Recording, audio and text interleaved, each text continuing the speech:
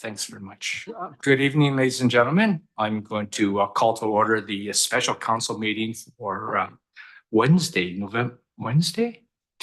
November 5th. Yeah. It's been that long of a week. We respectfully acknowledge that we're meeting on the traditional territories of the Lekwungen and the Lekwungen speaking peoples of the Ksepsim and Songhees nations, whose historical stewardship of these lands continue today. Item 2 is the approval of the agenda. May I have a mover and seconder to adopt today's special agenda? Thank you very much, Councillor Day and Councillor Olson. Any discussion? Seeing none. Any opposed? Seeing none. Motion carries. We move on. Public participation. Don't see anyone from the public. Nope. No one registered virtually. Okay, thank you very much. We'll move on to item 4, which is unfinished business. So we'll start it off with community planning. We didn't get to it. Whoops, sorry about that, everyone.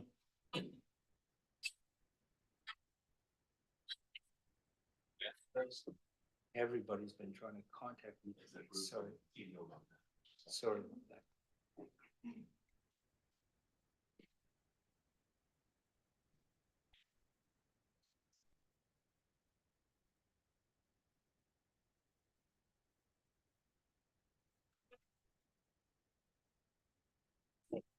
Sorry about that. And hopefully we will get through all this tonight. And just in case people didn't see the notice, because there was only one piece of new business and a couple of bylaws, I've decided, because we've been here almost every night for the past couple of weeks here trying to do these service reviews, that I was just going to move all those items to the following council meeting. So there won't be a council meeting on Monday night. It makes sense. I didn't want to bring everyone in for 10 minutes. So hopefully no one is offended by that. And at that point in time, I'd like to call on Jen to push it over to you. Thanks, Jen. Thank you, Mayor Kobayashi. We'll be starting with community planning this evening. Council has 10 expectations of this area. We haven't proposed any changes to those, and they include monitor community needs for policy review and generation, review and monitor official community plan for potential policy development, support infrastructure implementation for active transportation mode shift and waterfront public realm, understand current demographics, anticipate population changes and consequential policy impacts, monitor development of commercial and industrial development relative to residential to ensure balance is appropriate, strengthen protection of built and intangible heritage, strengthen relationship with the Esquimalt, Songhees, and Siana nations, understand and support community need for recreation, arts, and cultural programming and facilities through the establishment of master plans, implement and report on the climate action plan, work with partners such as the West Shore Chamber of Commerce to establish economic development environment. Thanks very much. Any additions, deletions, or changes? Seeing none, we'll move on. Thank you. I'm joined by our director, Ian, and I'll pass it over to Ian. Thanks a lot, Jan. Your worship, I'm going to be going through rather quickly in the interest of getting through things tonight. So if there's anything that council would like to dig in on, please ask me to go back to any section of this. So if I could turn council's attention to our performance measures and key stats, thought we'd start with some good news. The first one is a bit of a repeat from the engineering service profile, in that we're showing an increase in ridership or users of our regional trail. So this is counter data going back to 2021 and that we're getting from our CRD partners. That's just an illustration of the work we're doing with other departments such as engineering to support overall capital and infrastructure planning. You can see there's a big jump in 24, and we're hoping to see additional increases as we move forward. So more good news. This is a bit dated. If we can move on to the next page. This is looking at total apartment completions spanning between 2018 and 2023. So you can see we had a bit of a down year in 2022, but we've right back up to some towards record numbers for apartment completions in 2023. And I've got an update relative to our housing targets that the province has set for us. So as of today, we've had 60 completions since August 1st. That means we've reached 67% of our interim target, which is 89 that they're expecting us to report on at the end of January next year. So 178 is a 12-month target and are well on our way to achieve that. So our housing starts as a percentage of housing needs assessment. Once again, 2024 year to date, we're cruising towards record numbers for meeting our housing needs.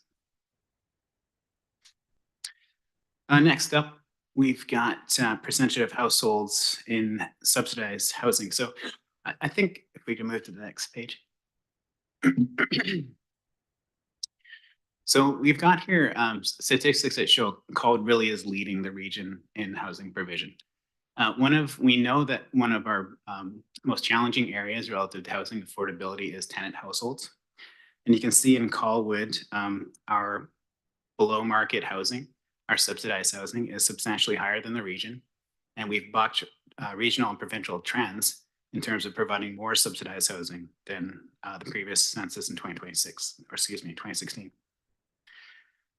And when we look at tenant households that are facing extreme unaffordability of more than 30% of their total income shelter costs, once again, Colwood is leading the region, as well as BC and Canada in terms of providing more affordable housing for tenants.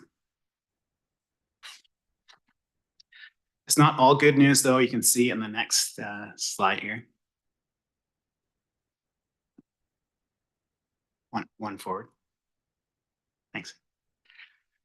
We can see here that our rents are still lower than the region. So the blue line is Colwood, the orange is the Greater Victoria CMA. We are lower, but we are catching up. We're projecting that we'll likely catch up with the region in the next couple of years. So diligence is still required in the housing area. So next, I'm going to get into our successes and really just focus in on some highlights. So if there's any that council wants us to get back to, please don't hold back. Just on that last chart here, Sure. is there a reason, like I can absolutely see the upward slope on that where we are now. Is there a reason behind that, or the reasons, is it? We expect that that's likely to do with the newer apartments being built, coming onto the market without rent controls being applied to them. So their new apartments, landlords can apply market rents, whereas existing apartments in the market have rent controls that are applied to them. So generally, we're going to see when we build more apartments, the rents go up. Gotcha. Yeah. So do we track the percent vacancy in Colwood? Yes, that is a number that we can get on the best number I can easily access is at the West Shore level through CMHC. Okay. That's something we can report on to council. Thank you. So the first success I wanted to highlight is our alignment of the fish community plan, land use bylaw, and off-street parking bylaw with the new Bill 44 and Bill 47 provincial requirements. So there was a huge body of work that not just the community plan department, but all of the Colwood team approached and successfully navigated with council well before the deadlines. And just highlight that was something that really came after our service profile was presented last year. So a bit of a surprise for us, but nonetheless one that we successfully accomplished. Next, I want to touch on the fact that we were able to complete a key priority in the park acquisition development cost charge bylaw being adopted just a couple of weeks ago. So that's another important way that we can fund parks in Colwood. Next, our department advanced the implementation of the Parks and Rec Master Plan through advancing the Quarry Park Phase 2 plan. And we've started the indoor recreation needs assessment, which we'll be reporting on hopefully next quarter. And of course, as featured on the first page of our service profile, we continue the First Nation protocol development and facilitated the first relationship agreement with the local First Nation with the Songhees Nation. Next, I just want to touch on our successes with the supporting grant applications here at Colin.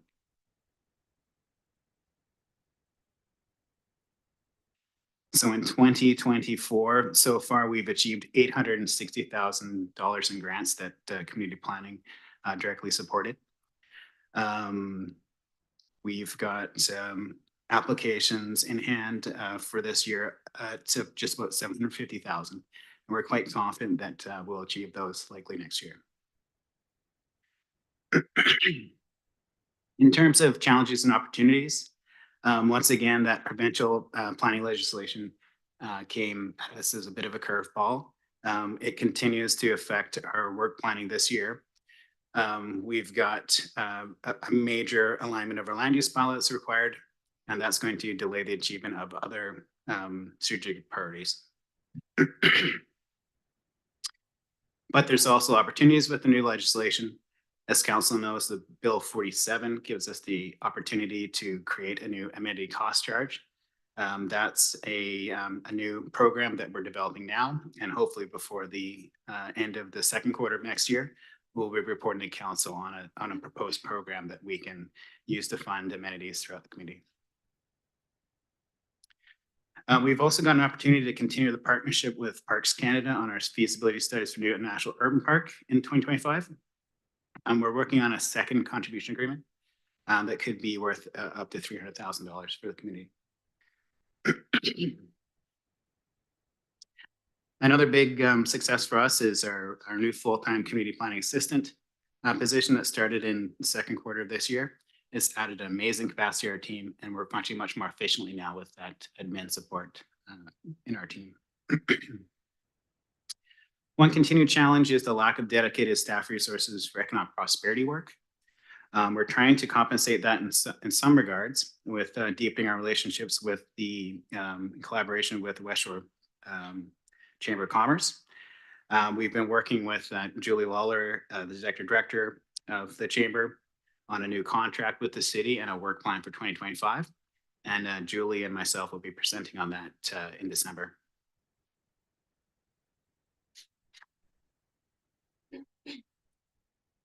So next up for priorities, once again, I'm just going to be touching on some highlights here.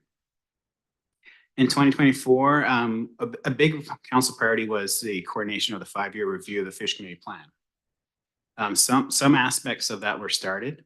So our development services team took on the critical updates to the environmental development permit area guidelines. We also did some background work in 2024. However, the bulk of the work to review the fishery plan has been delayed because of the need for us to meet the provincial requirements for alignment of our different bylaws with the new legislation. Once again, we'll be coming back to council with the additional work we have to do to meet the provincial requirements by the end of next year. And it'll be involving both the fish community plan and our land use bylaw. The next one I want to touch on is implementation of our climate action plan. So we've started this year our building retrofit strategy project, as well as our biodiversity strategy project. So those are both projects that will be delivered to council mid-year in 2025. So next up, I've got phase 2 of the Gateway and Triangle Lands Vision Action Plan. It's another really exciting project for our department. It has been delayed due to the need to align the land use bylaw and CP with Bill 44 and Bill 47, but we've got a consultant in place and working on that project now. Our coastal adaptation plan. So we're hoping to move on flood protection options for council following the completion of the waterfront stewardship plan. The inland floodplain analysis is a project that's been gifted to our engineering partners. We'll be supporting them in that work, but we felt it's a good fit relative to their recent work looking at Colwood Creek. I just want to touch on the priorities relative to housing that were in the 2024 list. So we have brought forward options for short-term rental. We've got a draft bylaw that we presented hopefully in December or January relative to requiring a business license for short-term rentals. Tenant assistant policy, accessibility requirements for new developments, and on-site parking review. those are all projects that we've designed the projects in terms of the project charters and whatnot. We'll hope to start them next month or early next year. And lastly, I want to touch on our parks improvement and acquisition development cost programs. As I already mentioned, both of those bylaws were completed. So moving on to 2025 priorities. So once again, we're setting the fishing community plan update as a priority. We often talk about the fishing plan as a 2018 bylaw, but in actuality, this city has been updating it every year through omnibuses since its adoption. And we feel it's functioning relatively well. That being said, we understand that it is still a priority for council to make sure it meets their strategic priorities, and we'll be prioritizing that work this year. The land use bylaw, as I said, the province is requiring what they're calling proactive planning to be put in place so that the land use bylaw reflects our fish community plan. Therefore, rezonings won't be required to facilitate development. It'll be a matter of the zoning reflecting the land use designations in the fish community plan, and therefore the permits and approvals that we'll be seeing will be more in the nature of development permits as opposed to rezonings. The third major priority that we proposed for 2025 is once again continuation of our advancement of the climate action plan. In addition to the projects that I already mentioned, there's also the disaster risk and reduction and climate adaptation planning project. So that was a project that we started this year and is supported through a major grant from the province. As well as our building climate and equity lens framework. So looking at how we can approach climate change and work in a way that's very equitable for the community. And lastly, on the 2025 priorities, at the end of the list is coastal flood construction levels. So I wanted to clarify that that's a project that's identical to what's earlier identified as our coastal adaptation plan. Once again, hoping that that follows very quickly after the adoption of the waterfront stewardship plan, which are in the very final stages of addressing with the Songhees Nation through their comments that were provided to us in October. Thank you. I see the priorities that we've set for this year, the top three. And what worries me about those three is two items that were on the 2024 priorities that have been deferred. One being the coastal adaptation plan and inland floodplain analysis, and the other being the update to the hazard lands layer in the official community plan. And I just really feel strongly that it's really important as our community is building and moving ahead, that we're doing that with the information that we need to create a safe and secure community for the future. So when we were looking at public works, we've talked about a number of trees that have been planted and the fact that many of them are under stress, and that eventually, we need some support for an arborist to try to retain what we have. And even beyond that, I'm feeling concerned that we have risks in our community that for lack of investigation may fall kind of get under the rug, so to speak, and not be actively addressed while development is continuing to move ahead. And then you can't build a good house without a good foundation, and those are two very foundational pieces for our official community plan. And thank you through his worship to Council Day's comment. Yes, we agree these are very important items. Internally, we looked at the risk factors that are associated with these specific hazards, so coastal flooding, inland floodplain analysis. Colwood is actually quite fortunate that we don't have, acute inland flooding challenges. Oftentimes when we get major rains, we're lucky to have the topography and the geology that allows us to naturally deal with some of the flooding risks that we face. That being said, we feel it's important to develop a cohesive floodplain map for the city. The work that we undertook to understand how that we could better deal with runoff from Triangle Mountain into Calder Creek was work that was prioritized because it was really doing a lot of the same work that would be needed to develop a inland floodplain map. But we now have that baseline work. We think this will be a much simpler process to get that overall inland floodplain map. The coastal flooding risk is one that we think we understand through the mapping work that we did some years ago. Those maps have been provided to our fire department or emergency responders relative to them understanding what the risks associated with our tsunami related flooding are and the extent that they would affect the community. The risks associated with sea level rise and flooding from seasonal storms is one that we don't see really being something that's likely to have a major effect in the near term. It's more something that's going to become much more challenging as we move forward. So we think it is very important, but we've assessed those immediate challenges and feel that we've appropriately placed this work in the work line. That being said, we're anxious to move forward and agree with your sentiment. Yeah, my concern remains though, because as we're considering building and developing in areas that will alter those values for the future. So just in terms of what I see in the news from other places in the world, it's a real concern that I have. Councillor Jensen. Thank you, Worship. Thank you very much, Ian. I can get behind all of this here and some great work and some great work to come. And I like your feedback on the OCP. It was something we flagged last year. It's nice to see that we're pecking away at it. Hopefully this year we can bring that to completion.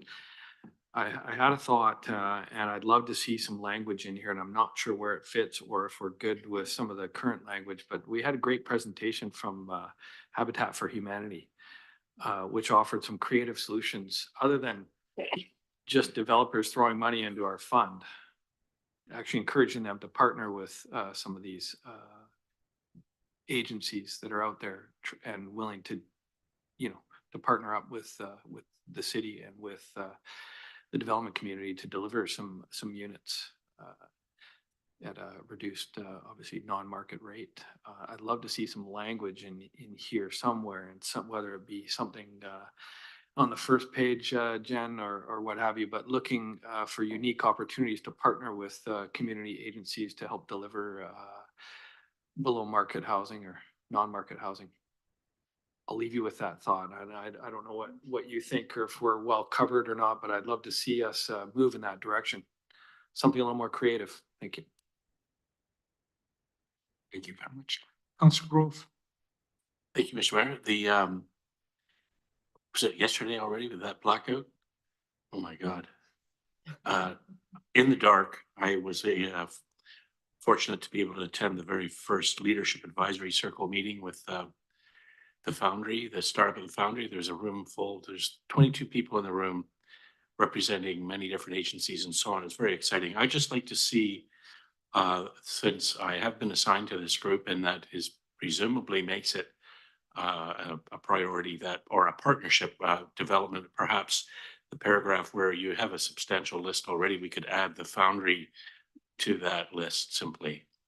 And perhaps that's a spot for you. Habitat for Humanity as well, but I'm just speaking tonight on the Foundry effort because council's already indicated desire to work with that group and their effort to start up. There's as of today, there's no financial ask, but I'm sure something will come as the plans form. Would you find that appropriate? We could add it under partnerships here. Certainly, staff would certainly welcome the addition of specific groups that the council would like us to focus in on partnerships. As Councillor Grove has pointed out, the second to last 2025 priority includes partnerships, strengthening relationships with a series of entities. If council was interested in adding the Foundry and or Habitat for Humanity, we would welcome that feedback. I think it's simple. We could just add it in. It's not gonna hurt it. Yeah. Similar to the village initiative, I guess, would be along that line. Thank you. That's the bigger picture, right? Village Well- initiative / the Foundry. Well, it's actually under Thrive, the Foundry. Yeah. Is formed under the Thrive organization. Okay. Thank you. Yeah, I'm gonna have to say here first. Just, I just have a question about the OCP update. So what is our, the city many years ago, back in 2018, or was it actually before that, went through a lot of expense on the engagement side when we originally put the OCP together. So what's the engagement plan as far as the update goes? Thank you for that question, Your Worship. Really, there's two major drivers as we see it for this project and its engagement. The first is for us to get strategic direction at the outset from council as to where we should be focusing the work. I apologize, I was hoping to bring this forward before the service review, but what we're hoping to do is to bring a report to council, largely based on our citizen satisfaction and household prosperity surveys, looking at different themes that have come back from COVID residents to the city, and looking at different options that council could prioritize relative to areas of focus in the OCP review. That would dictate how we approach engagement. Obviously, if there's an area that is more technical in nature, it'd be a different type of engagement than, say, something that was looking at community values. The second area that would drive how we design the engagement is how we're going to be approaching the provincial requirements relative to our housing needs assessment being reflected in our official plan, and then how that is also reflected in our land use bylaw. So as I said earlier, the province wants to make sure that we've got zone capacity for the amount of housing they say we need to provide. That's so our housing needs assessment needs to be reflected in our land use bylaw and official community plan. And unlike today, where we have land use designations that are really setting a goal for the development community relative to them having to go through a rezoning process, the province is saying, no, you're going to have zoning that matches UOCP. So we've got a bit of a chicken and the egg scenario. We've got to ask council what they want us to do with the OCP. Then we have to make sure that the land use bylaw can be effectively amended to reflect that. So both of those major factors are going to drive how we approach engagement. Okay, fair enough. Thank you very much. Councillor Day. Thank you. And I'm not sure the best way to handle this, but I believe that what I'm looking to do is to put forward a motion with regard to the inventory of youth and senior opportunities.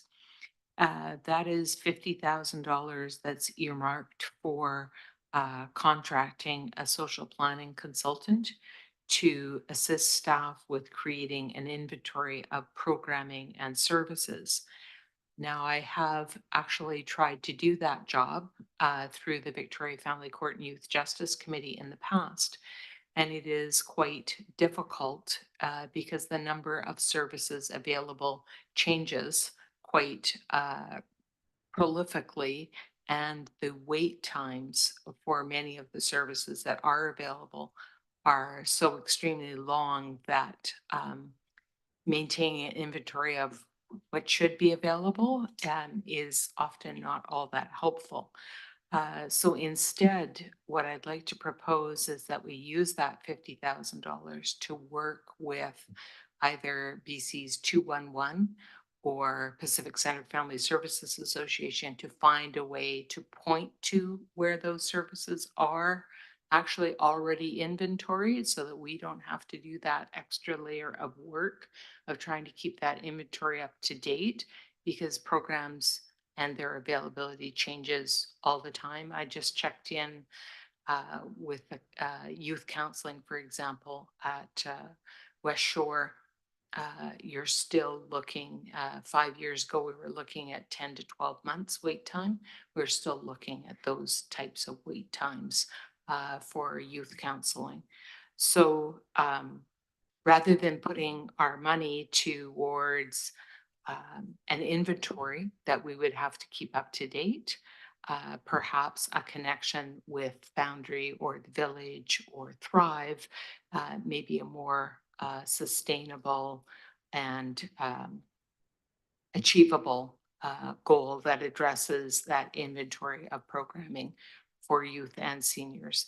Um, so, Mr. Mayor, I'm just looking to understand how you would like this to come forward, that make a motion to have staff investigate other ways to support youth and senior opportunities, or I feel that this is really heading in the wrong direction. Okay, no, it's a valid point that you're bringing up right now. This is, I'm just expressing my opinion, but I guess it's kind of unfair to all of us right now because we're just getting surprised by this right now. And Sure. I'm not willing to make a judgment call at this point in Maybe time. what I could ask is for staff to bring back some ideas for council to Right, consider. that would be great. I Right. would accept. So I would make that. And your worship, if I could just highlight that, I think it's important for council to understand that this came from the strategic plan and it was set forth as a 2025 priority. We're proposing that it be a 2026 priority, just given the list of strategic priorities that are on our plate for 25. Happy to reprioritize this for 2025. I will say that we spoke to some consultants that do this work, and Councilor Day, I think you've hit it on the nail on the head in terms of the real challenge for this type of project, in that it's a challenge for municipalities to keep them up to date and to keep them live relative to a weekly, monthly change in the complement of services that are available to the community. To do a simple inventory we could likely do it in-house. We could maybe, throw $20,000 at it.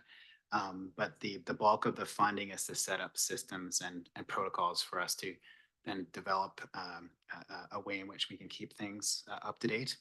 And that would drive some operational expenses that we will report on through the project as well. But if it's council's desire for us to come forward with preliminary project design to have a conversation about how this really looks, staff would welcome that.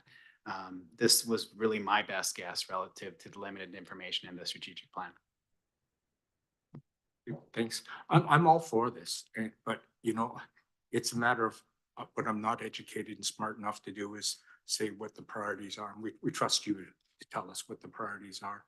I guess the other thing that I'm still worried about right now is that I don't want the city to work in isolation here. And what I mean by this is that it's a matter of, because we're responsible to our taxpayers. And if this is something that's beneficial to all West Shore youth, then I'd be more than happy to take it to the West Shore mayors and say, hey, let's all pitch into it if they can get co-benefit out of this right now. Smarter way of doing business to me. So I don't know if you have a comment on that, but that would be my approach on this. Thank you, Worship. Yeah, I would absolutely agree. Colwood certainly functions as a component of the West Shore and the greater Victoria area when it comes to the services that people depend on in the community. Families that are depending on very specific counseling services or other programs, they're not going to restrict themselves to the West Shore. They're going to go to Saanich if need be, or so that presents another challenge. So Langford did an inventory of social services a couple of years ago. I thought it did a relatively good job of trying to encompass what was available in the West Shore. But once again, I think they also had some challenges relative to keeping up to date and relevant. So yes, working with other partner organizations and broadening the scope to one that reflects how people use the services is one that I would certainly agree with. Okay. So Jen, do you need a motion of some sort then, just for direction, or? No, not at this time. Okay. I trust you. Okay, good enough. Let's move on to, not seeing any other questions or comments. I'll move right on to budget then, please. Or I guess it's special initiatives. So we've just spoken about, there's 4 new special initiatives that are proposed. In addition, we're also going to see continued spend to support the land use bylaw update. Similar to the OCP, there are components of that that we are updating annually. So the tenant assistant policy, the accessibility requirements for new developments, those are 2 initiatives that have been prioritized for 2025. And then moving into 2026, housing benchmarks and the inventory that we were just discussing. So with all of these, it's proposed funding to support consultants to assist with the work that has been previously identified within the city's strategic priorities. I do see, I think, 1 question, so I'll pause there. Okay, Councillor Jordison, please. Thank you, Mayor. Ian, I guess I just had some questions about the accessibility requirements for new developments. I mean, I'm all for it if that's what we need to get that done, but you know, I thought that was baked into the building code, and I thought that that was something that we should be doing all the time. And I'm just wondering about using resources like Access West Shore or Capital West Group or whatever we're calling it today. Like why there has to be such a cost for that when there's other resources. So it's just trying to figure that out. Thank you for that question through the mayor. Yes, so this is another initiative that came out of the latest strategic plan.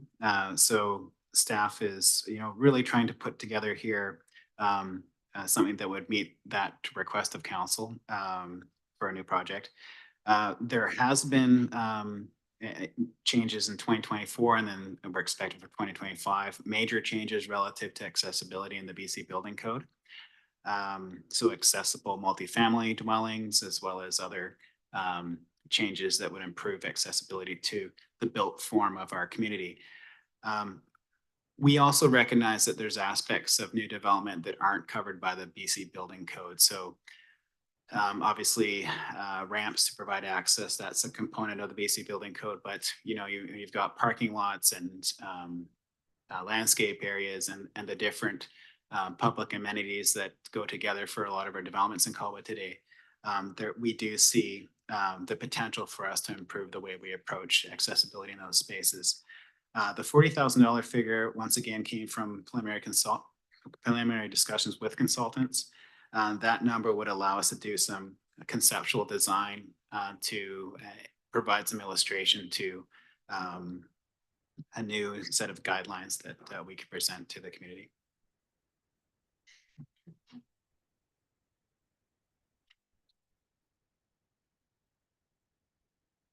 With respect to the core operating budget for community planning, there really wasn't any aspect in particular to highlight. We are seeing stability in this area with respect to what we were requiring to support operations in the previous year.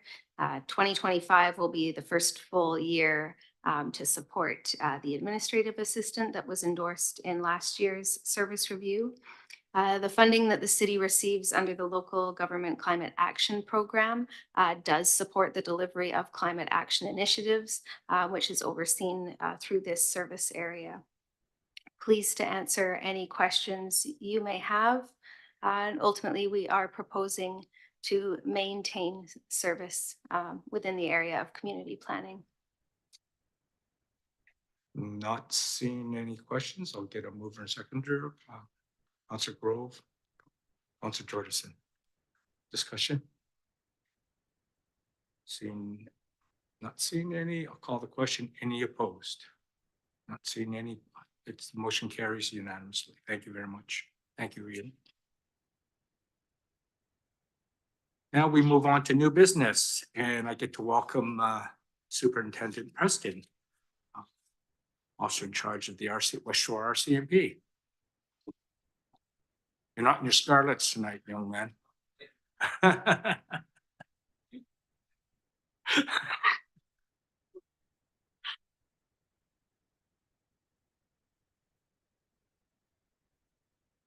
We have to push it. There we go.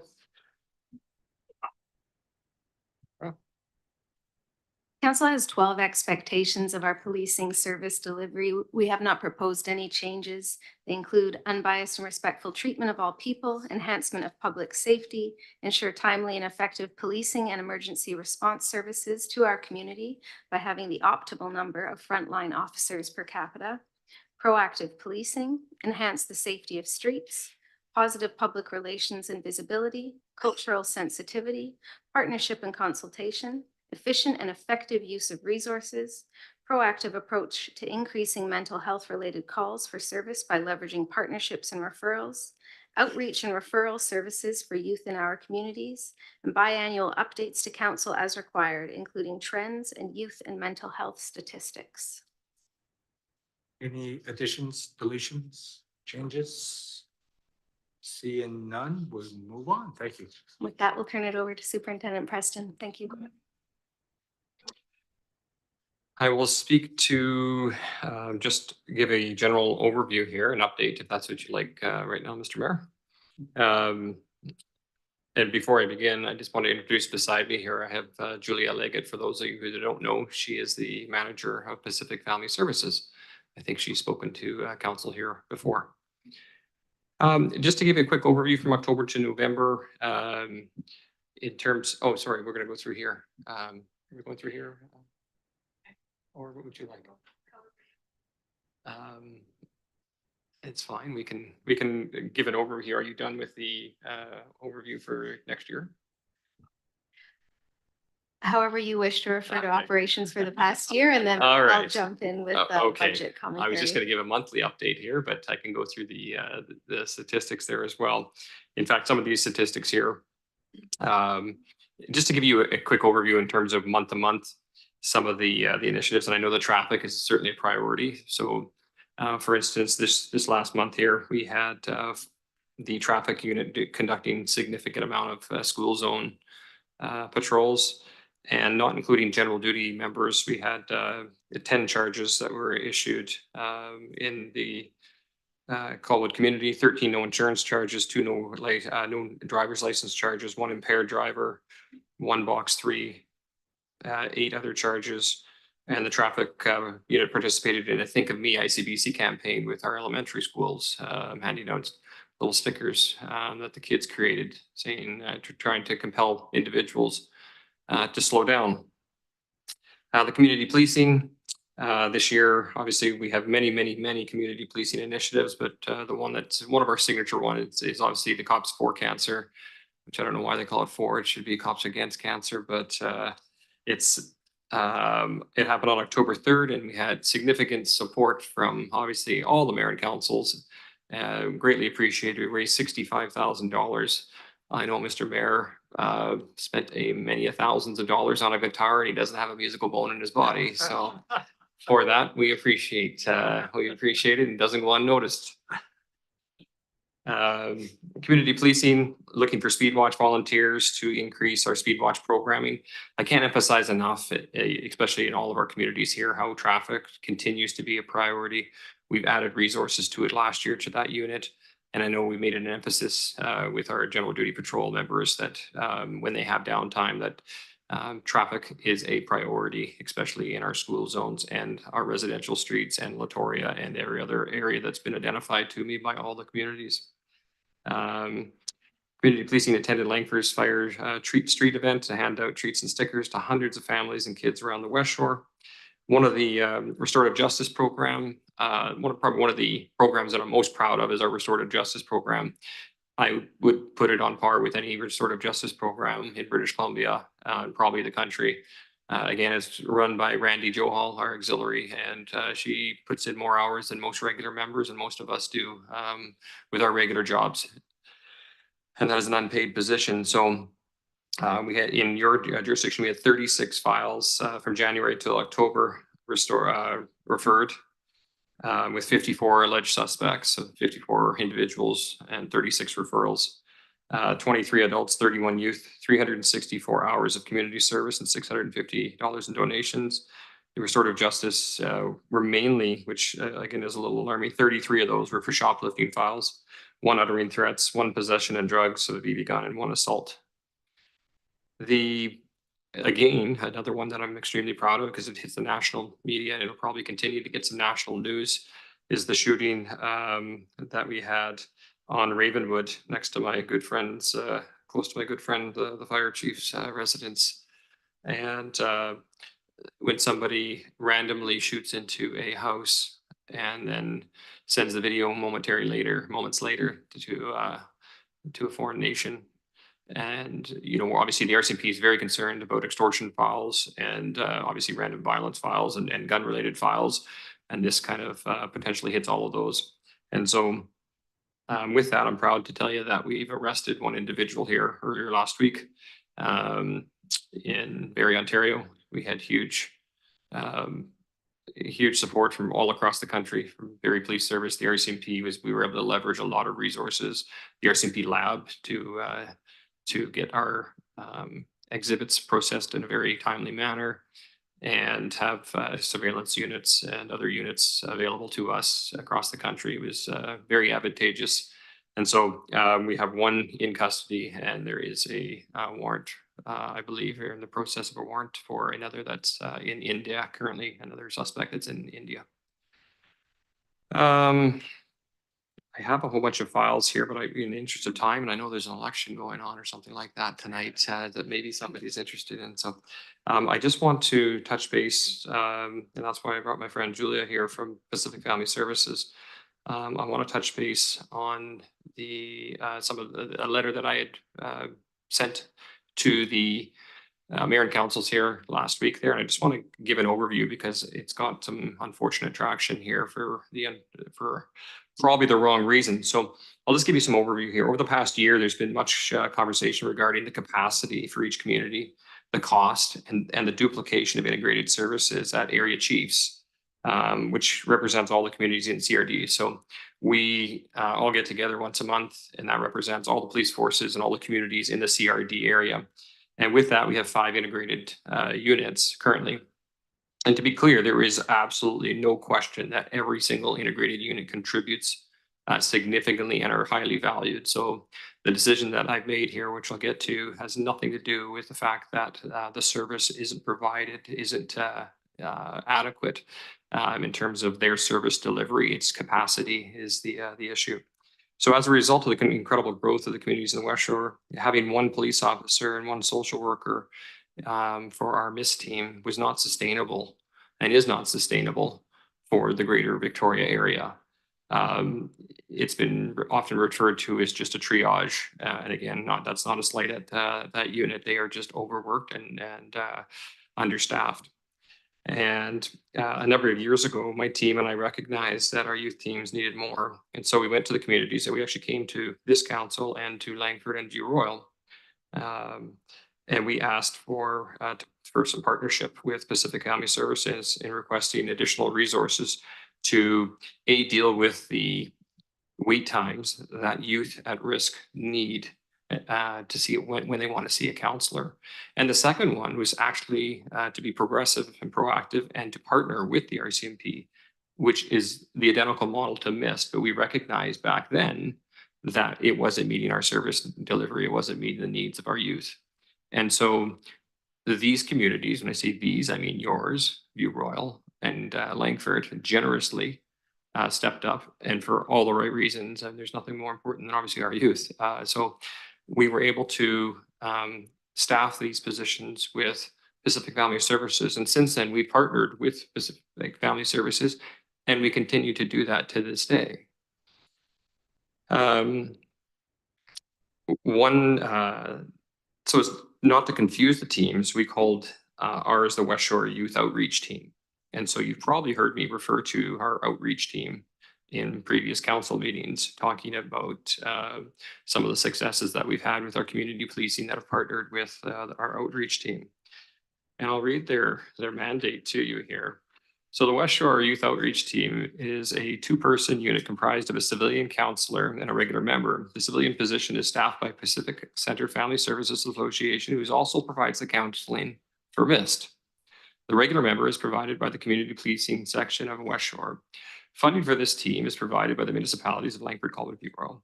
The intended purpose is to provide a balanced, trauma-informed team to the high-risk youth community and alleviate the backup of youth waiting for assistance and provide more of the wraparound approach to youth that are beginning to exhibit concerning behaviors.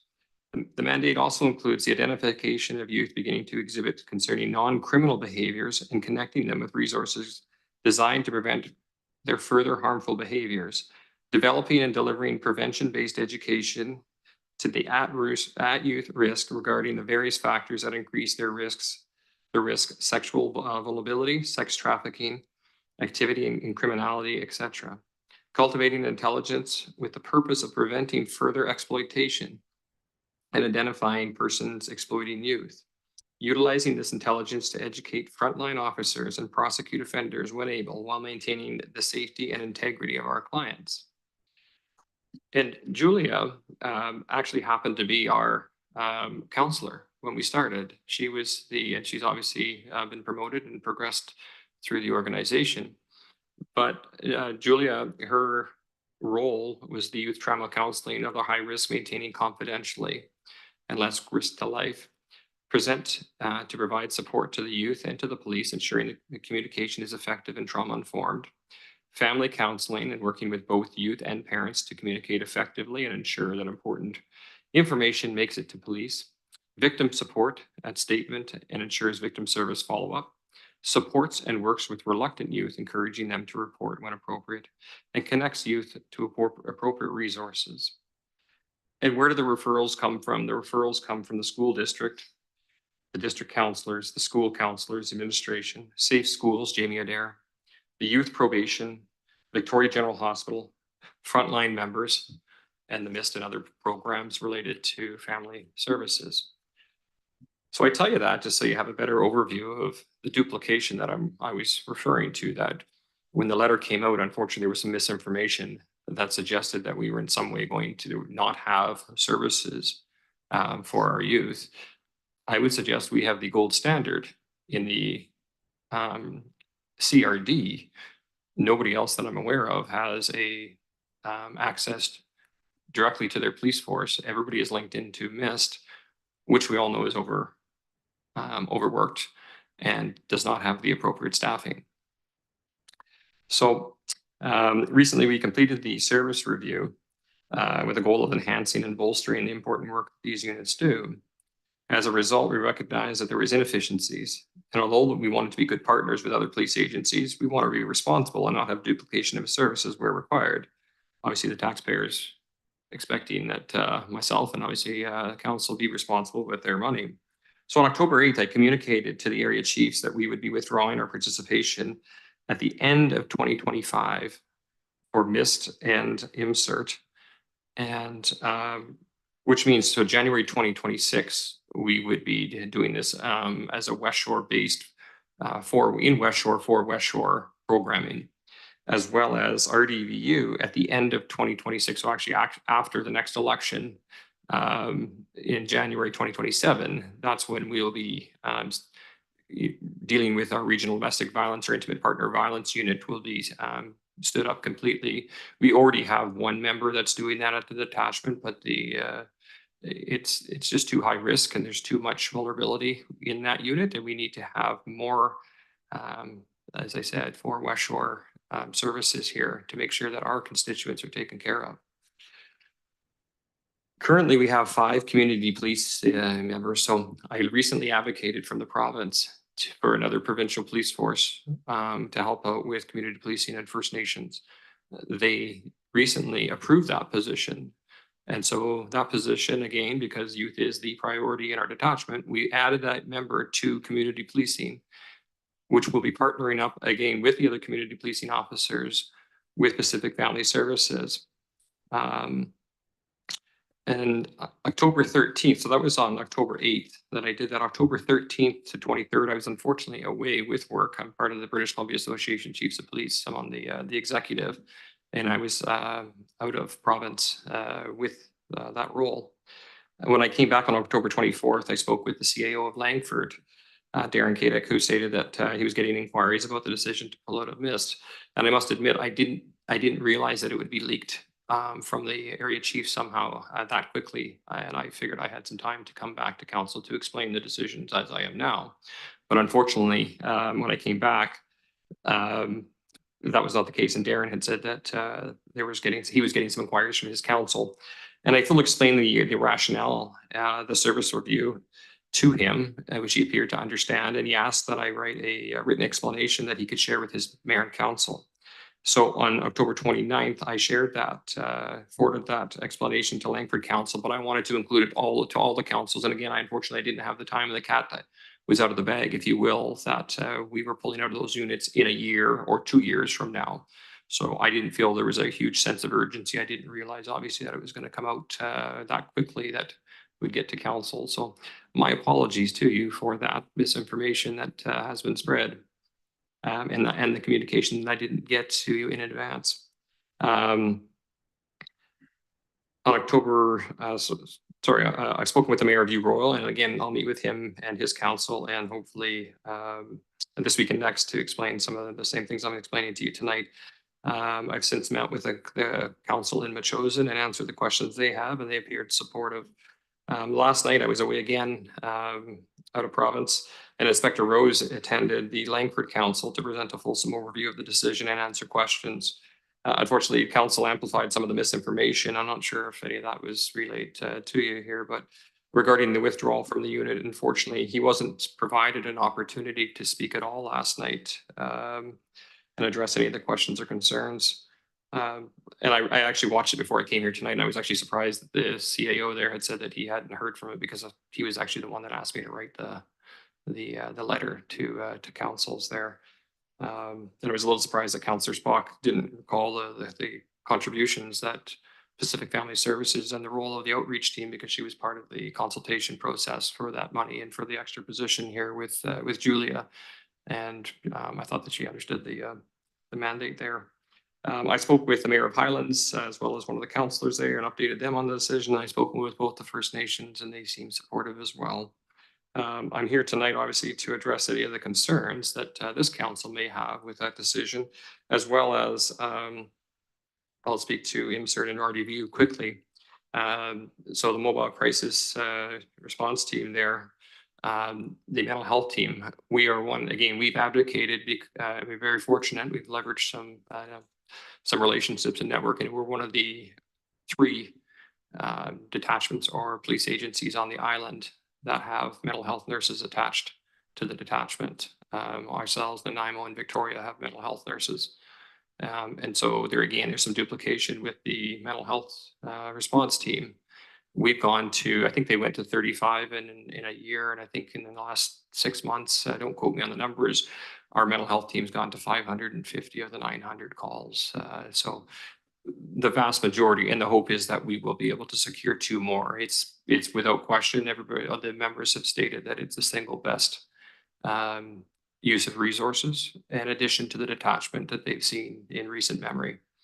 And there's no doubt that we're seeing better results, and our clients are getting better services by having a nurse present to some of these calls.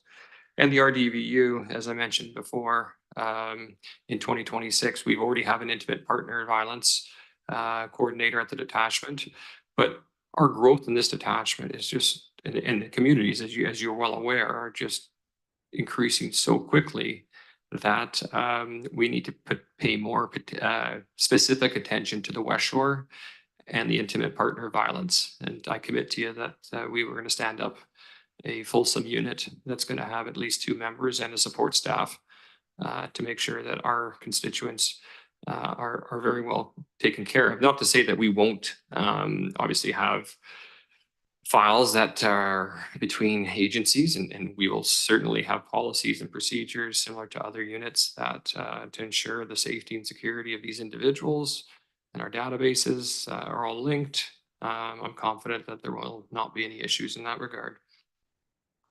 I think I'll pause there because I'm sure there may be some questions for myself, and if Julia would like to say a few words here, perhaps I could give her an opportunity to swear. Sure, Julia. I just wanted to add from Pacific Center Family Services Association's perspective, we of course want both MIST and the West Shore Outreach Team to continue. We don't receive any of that police funding for those counselor positions. Our counselor positions are funded by you for West Shore Outreach Team and Langford and View Royal, and were funded by the federal government for a little while, and then I'm not sure where the bridge funding came from. So really, our aim when we started this program with Todd was to take some of that pressure off MIST and to ensure that we're better able to serve West Shore youth. We're a West Shore agency.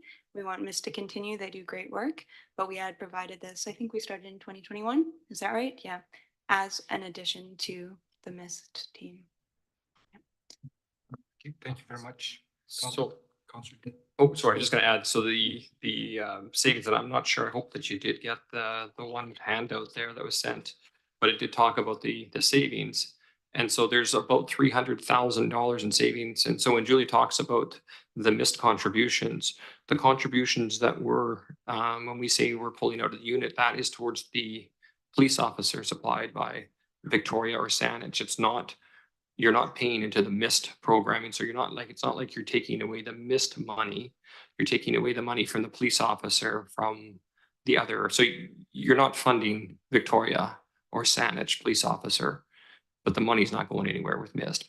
So my thought process is obviously with $300,000, we could add another, social worker with Pacific Family Services.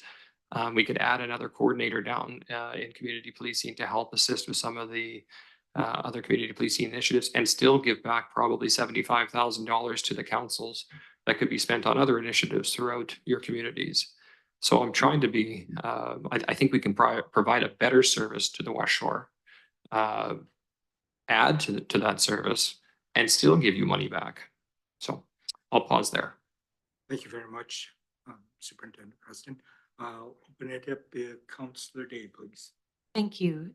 So I don't know if you may not know this, but I have been closely following the Mobile Youth Services team since its inception. It was constituted just before I was first elected, and it represented a contribution from all of the CRD towards being able to track sexual predators across boundaries. So the concern that I have with pulling back to a West Shore based team rather than a regional team is that I know our youth quite well. I had 3 of them at the time that MIST was created. And I have watched them travel from North Saanich to Sydney to Machosen. They're highly mobile, and so are the predators.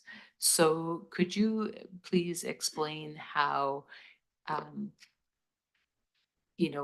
me, watching that team work, it didn't matter who was seconded into that position, whether they were from Saanich or Central Saanich or from Victoria. But there has been a continual change in the array of services available. Victoria used to have the youth outreach team, youths they were known as, and there were a lot more programs and services that were available to try to move kids away from the problem zones and into a more supervised endeavor where some positive outcomes could be achieved. And we all contributed to the costs for that one person, wherever they came from. The difficulty is that being highly mobile, the predators can also escape and be unable to be pursued because they're in a different jurisdiction. Can you cross jurisdictions? Will you commit to following up with youth, with predators, whether they're in Souk or Sydney? We would always follow up. Like I said, there is no bigger priority, then obviously keeping the youth safe and secure. We share databases. We share the same computer systems. The same counselor, Julia, is the manager of the individual that works for MIST and the individual that works for us. It would not be difficult, obviously, if there's a correlation between the social workers. And we, like I said, work off the same databases with it's no different with the child porn files. Those cross boundaries all the time as well. And again, through, I mean, we have resources in our headquarters there that are constantly tracking the databases and computer throughout the province, throughout the country, and trying to provide linkages. We have iClass that also does that for predators. So yeah, I think there was certainly a time, and I would have been fully supportive of this model 10, 15, 20 years ago, as you speak of. It's just we've reached a time where our communities are getting so big that, as previously referenced, the MIST team is simply triaging. These units are just triaging barely. I think one of the comments last night that I heard was just trying to keep people alive on a day-to-day basis, not being able to actually provide the day-to-day care that, unfortunately, and it's, again, not a slight at them, they are just overworked. And so I think that we're going to be able to provide a better service by continuing to work with Specific Family Services. We're going to save $300,000, which we can reuse into better programming. The other concern that I have is just the challenge that I've seen over the years with the MIST position has been, well, in some ways it's burnout, but in other ways it's also been the knowledge, the trauma informed understanding, and the ability to work with youth, building relationship with groups of youth. So if I could advocate for anything, it would be that whoever moves into these positions and forms this new team, that they need to be able to stick with it. It's been really detrimental when there's been those changeover years, and it's been usually at year 5 or at year 7 that we've seen the changeovers in the police officer. Even though the counselor may stay the same, having a different police officer has made a difference to their ability to connect with youth. So, that being able to establish a relationship and be seen as trustworthy by the youth community is critically important to success. And I will leave it to others. I just wanted to add from PCFSA's perspective, we really do work hard to bring that trauma-informed lens with all of our work. And I would say the team, I actually worked in both roles. So when briefly MIST had 2 counselors, I was the second counselor on that team before I moved to the West Shore outreach team.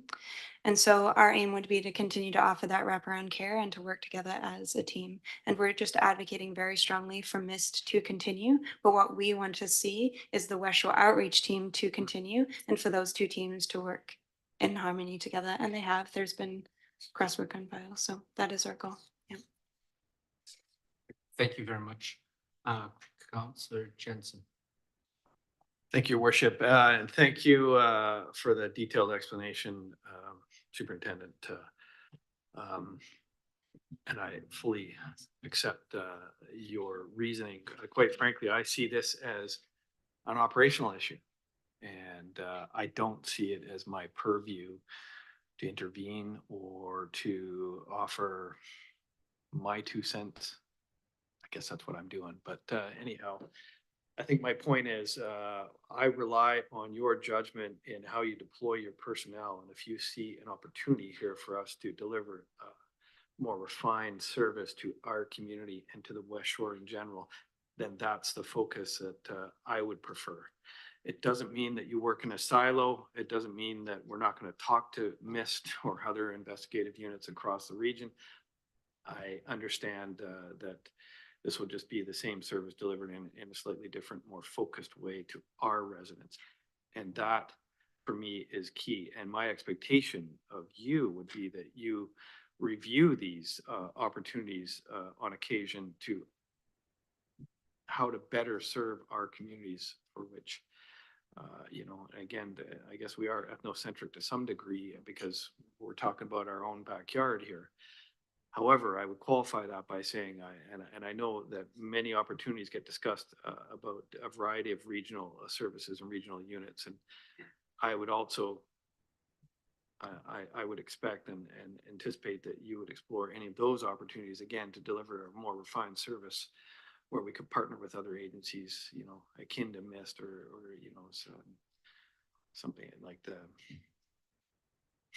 Well, I appreciate the comments. The Diversity Advisory Committee, the DAC, for instance, we're going to remain in that. That's a regional unit that we're fully supportive of that. Crime Stoppers, we'll stay in that one as well. Near dear to my heart. Yeah, near dear to your heart. But you know, like I said, I certainly got to own some of this because the communication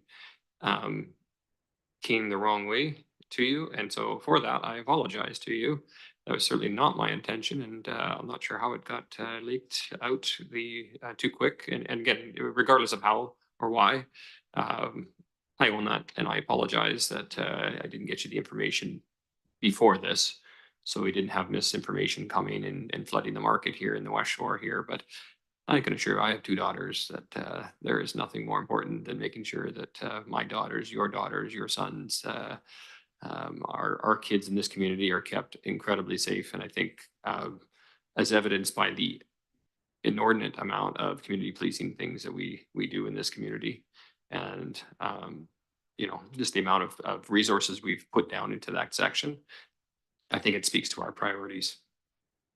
Thank you. And your I did make a note here, your outreach team, is that a full-time focus or is that ad hoc or are they a defined number of hours per week and is it rotated through, you know, a variety of officers in your community policing section? What does that look like? So currently for the West Shore Outreach Team, we have one full-time counselor and she works in tandem with the three school liaison police officers.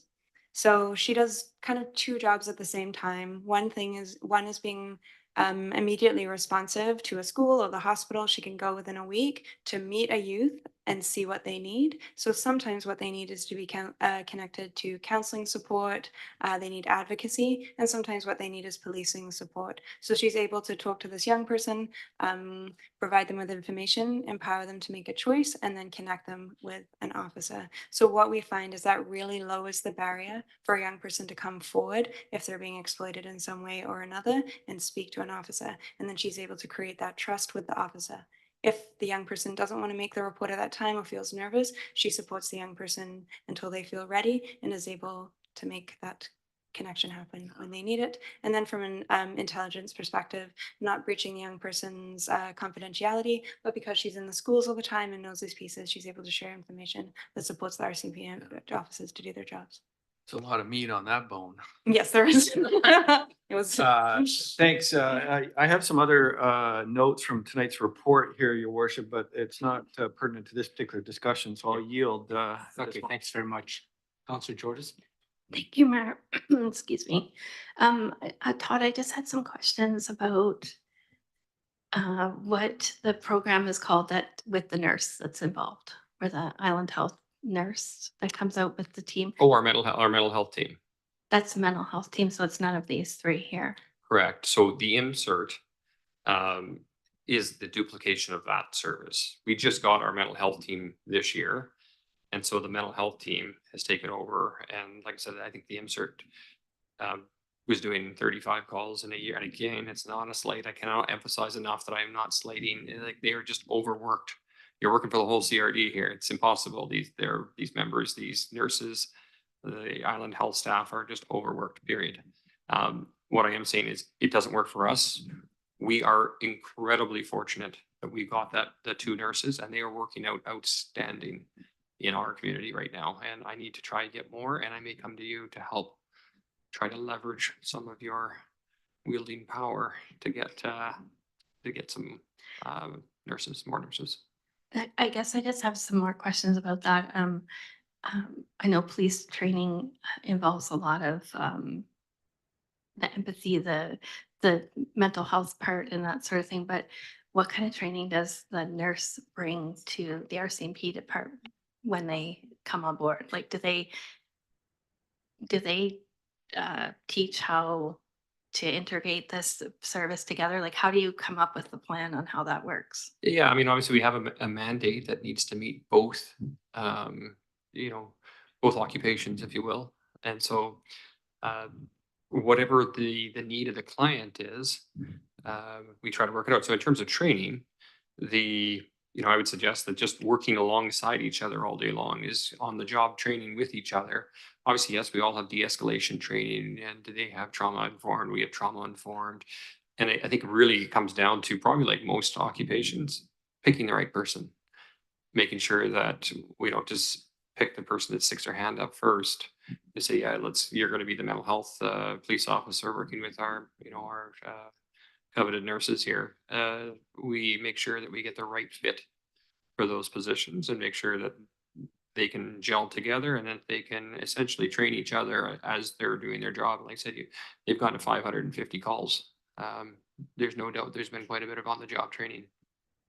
I don't pretend to understand any situation that may happen, in our communities, but, I've seen in the last couple times on our street even that this unit responds with 8 to 10 police vehicles, a canine dog, and a man that gets out with an M15.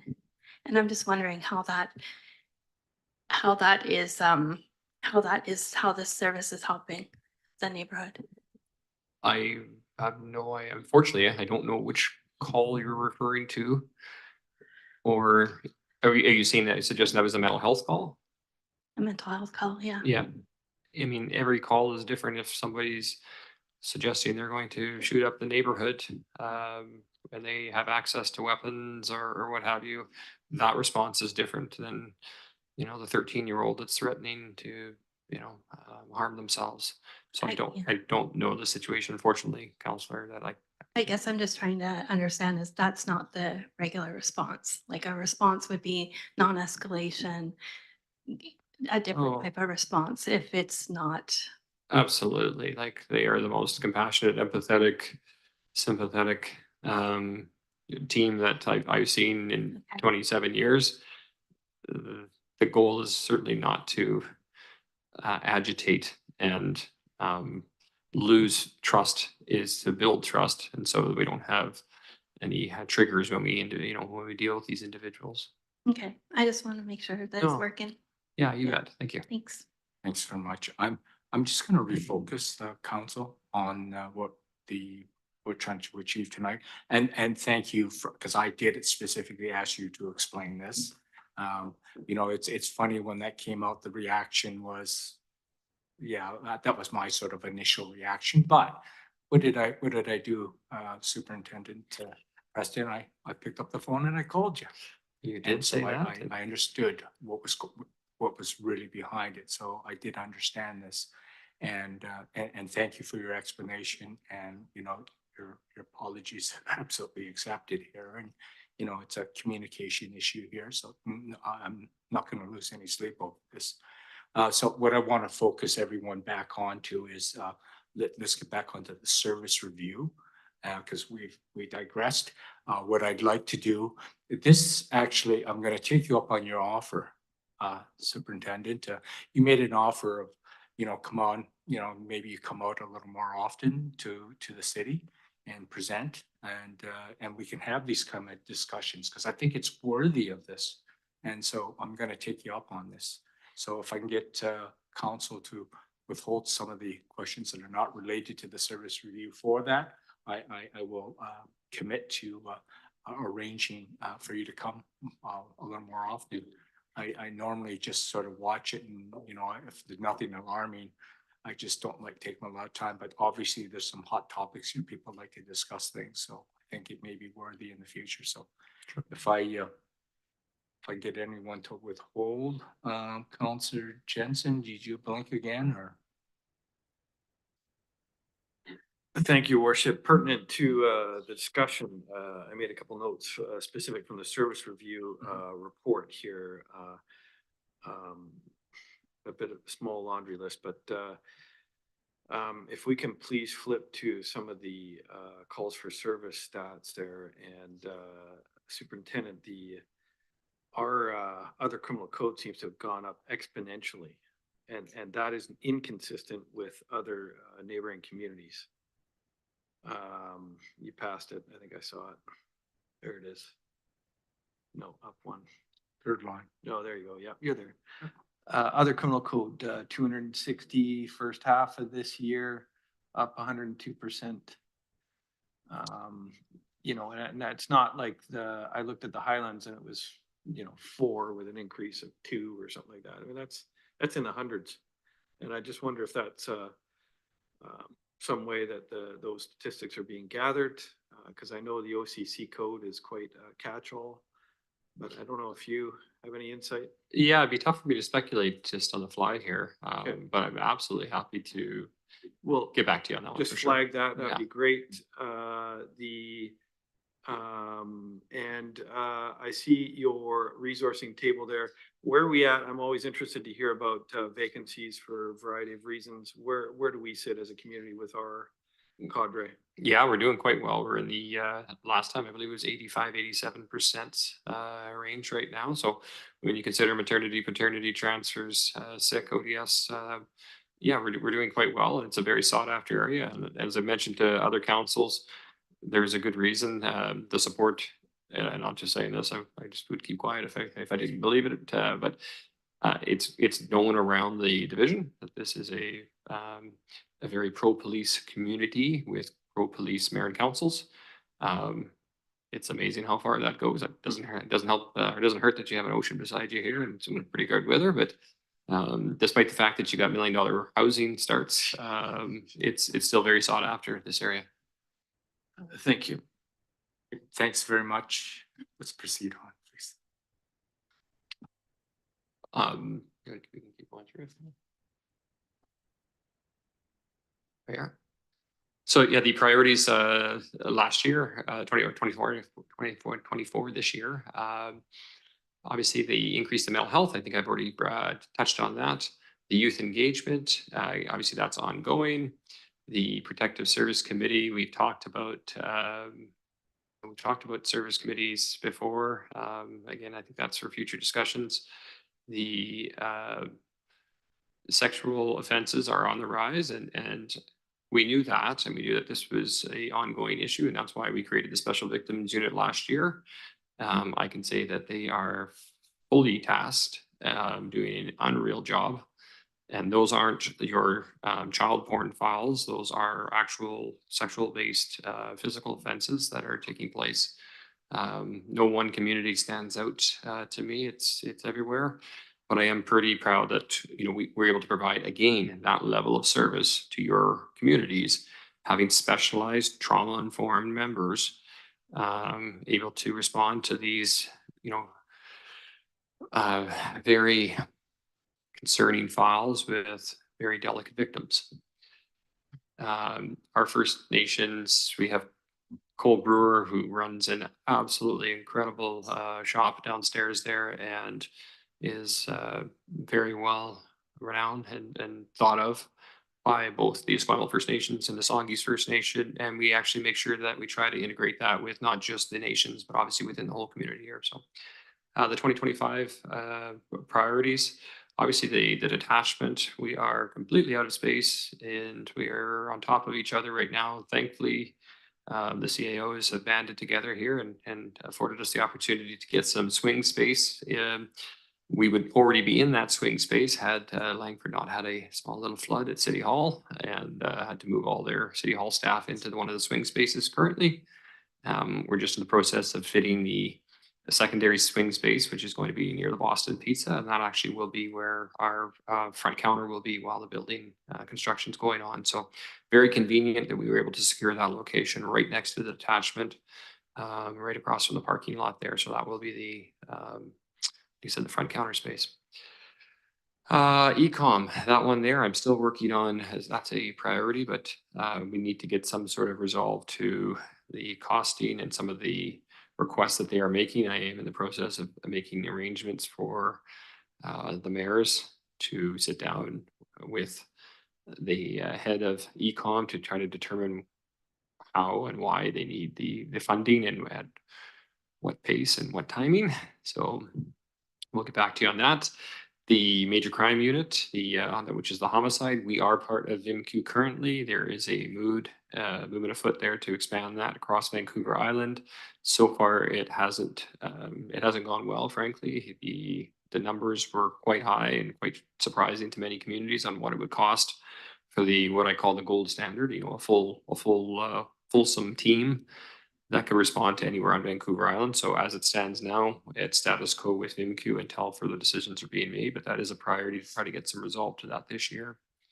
And then the detachment priorities, as discussed prior, those are moving every year to year. They differ obviously, and I'll be sitting down with you.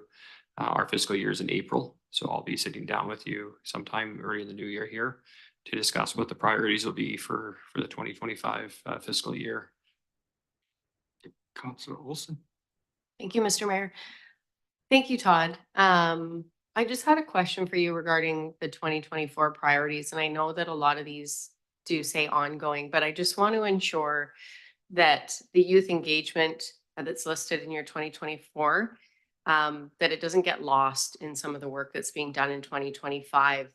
I see in 2024 advanced redevelopment of the West Shore Detachment Facility. We all know that that is a priority moving into 2025, and it's listed at the top. And I know it's not always in order, Of course. per se, but I do get concerned when I don't see the youth engagement actually being shifted being listed in a 2025 priority. So I just want to ensure that the things that are still ongoing aren't getting lost in what's happening in 2025. And I know that there is a lot of work that's coming, but I would like to see that youth engagement being shifted into that 2025 priority. If you think that that's something that we can do, I'm just afraid that if it's not actually listed, it might get a little bit lost.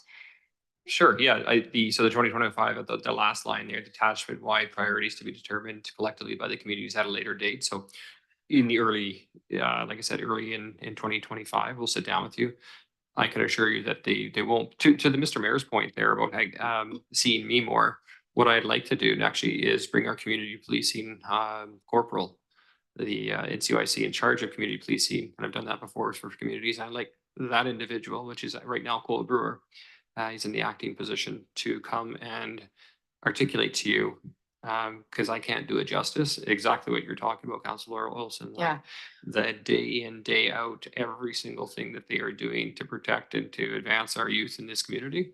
And I think you'll be pleasantly surprised. Okay, thank you. I just get really concerned, especially looking at the time, and I didn't have a chance to speak to it because I felt like I was getting shut off. I would never do that. Well, but sometimes I do feel like, anyways, the time consuming calls and the well-being check number just seemed quite high for me. So I just want to make sure that these priorities that are listed for 2024 are shifted. I would specifically like to see that one shifted into the 2025 priorities. I can assure you, youth will be 100% on there as a priority. I don't think I've ever seen it off the list, to be honest. And to your point, Mr. Mayor, about coming more, perhaps you could actually send me a list of topics that your council would like to hear from, some of the concerns. And I will say this is the community that I likely speak the least to out of at least certainly the big three out of the West Shore here. So I would appreciate more time with you if I could. Thank you, Chuck. Thank you. Thanks very much. Councillor Day. A quick question on we were talking earlier, you said that we were doing very well in terms of officers that we are achieving actualized. But in our data, we have our strength that we approved is higher than what we're achieving. We've got 2.6 that we've approved and we've actualized 18.3. So is there something that we could do differently there? Sorry. Yeah. It's at 18 right now instead of 22. So we're short 4 members currently right now. Yeah, I mean, obviously the numbers come up and down. The provincial positions are have been full this year. Your positions, yeah, there's obviously been a vacancy rate, and I guess you've got lucky this year in terms of cost savings. But yeah, we're currently at about 85 to 87%. I think we were down probably about 76, 78 there earlier in the year. But we're certainly, yeah, we're doing quite well right now. So yeah, we haven't realized, and we never will realize. The only way you'll actually realize a full complement is if you actually go STE, the surplus to establishment, and you go over, because I don't think in any line of work that there's people that don't miss work for, you know, maternity, paternity, sick transfers and that sort of thing. So saying that, if you know, if this community wanted to make sure that we had 22 staff members working, or police officers for the year, we'd probably have to be at, you know, I think we're short 4 there, so you'd have to be at 26 or 25. Yeah, I just wanted to keep an eye on those statistics because it is something that we've watched for a long time, and I recognize that we can't always be at 100% for sure.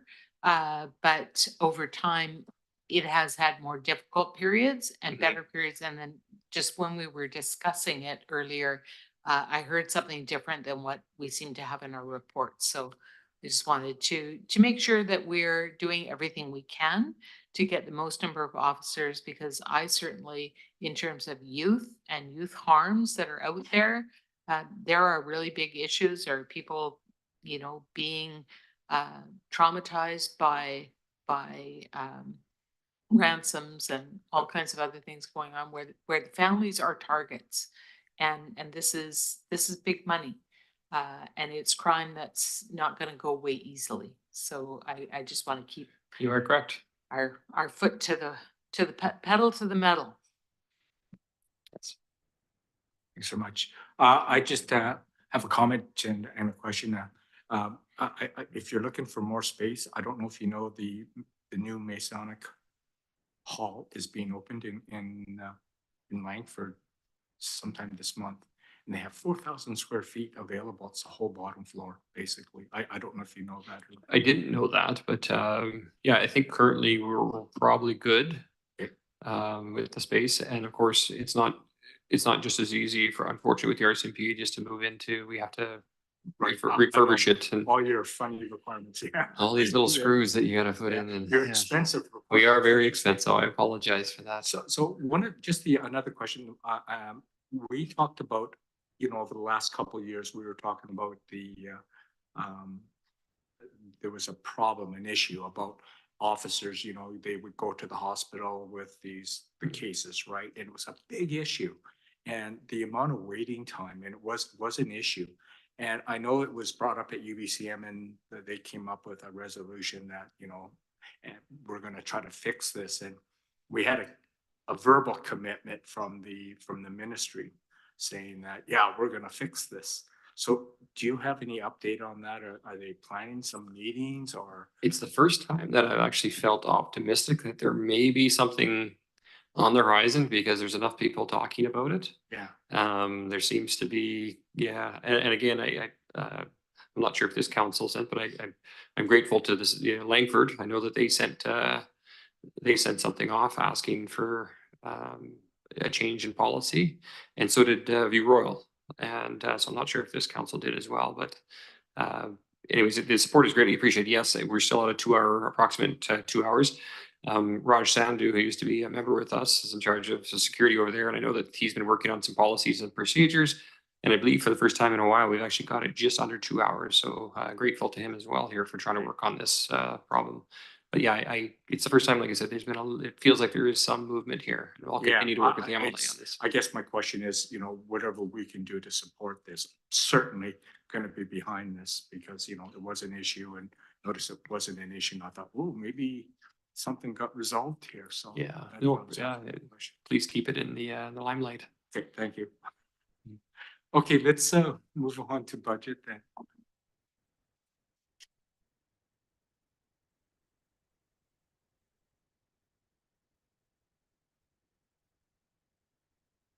And if I may draw your attention to the operating budget that's on the screen before you, there have been a couple of corrections to the contracted police services and the subtotals. So this budget will be appended to this service profile. There's a few financial implications that I wish to continue to draw council's attention to. So overall, if we look at the 2024 approved budget for policing, we're a little bit over $6 million. If we look to the proposed draft budget for 2027, we're a little over $7.8 million. This is about a 30% increase over the next 3 years. The primary cost drivers, twofold included within this budget. So both the e-com dispatch, the shift in funding between the federal provincial split that we currently experience to 100% municipal responsibility. That in part is driving that increase, as well as our continued increase in the strength of our detachment. So specifically, we have an authorized strength of 22.6 members. The 2025 budget has been previously approved to increase by 1 member, 23.6. The updated draft financial plan is proposing that we maintain the 23.6 for both 2025 and 2026, and then look to an increased strength again in 2027. We review the increase in policing strength annually with this service review. In recent years, the last 2 service reviews in particular, we've had a discussion about how to monitor and what consideration to give to when we trigger an increased strength. Last year, there was consideration around an average 2.5% annual growth in the population. That we're not quite actualizing that with updated population estimates, which is why we are proposing increase in 25, maintain for 2 calendar years, and then look to an increase further and reconsider annually.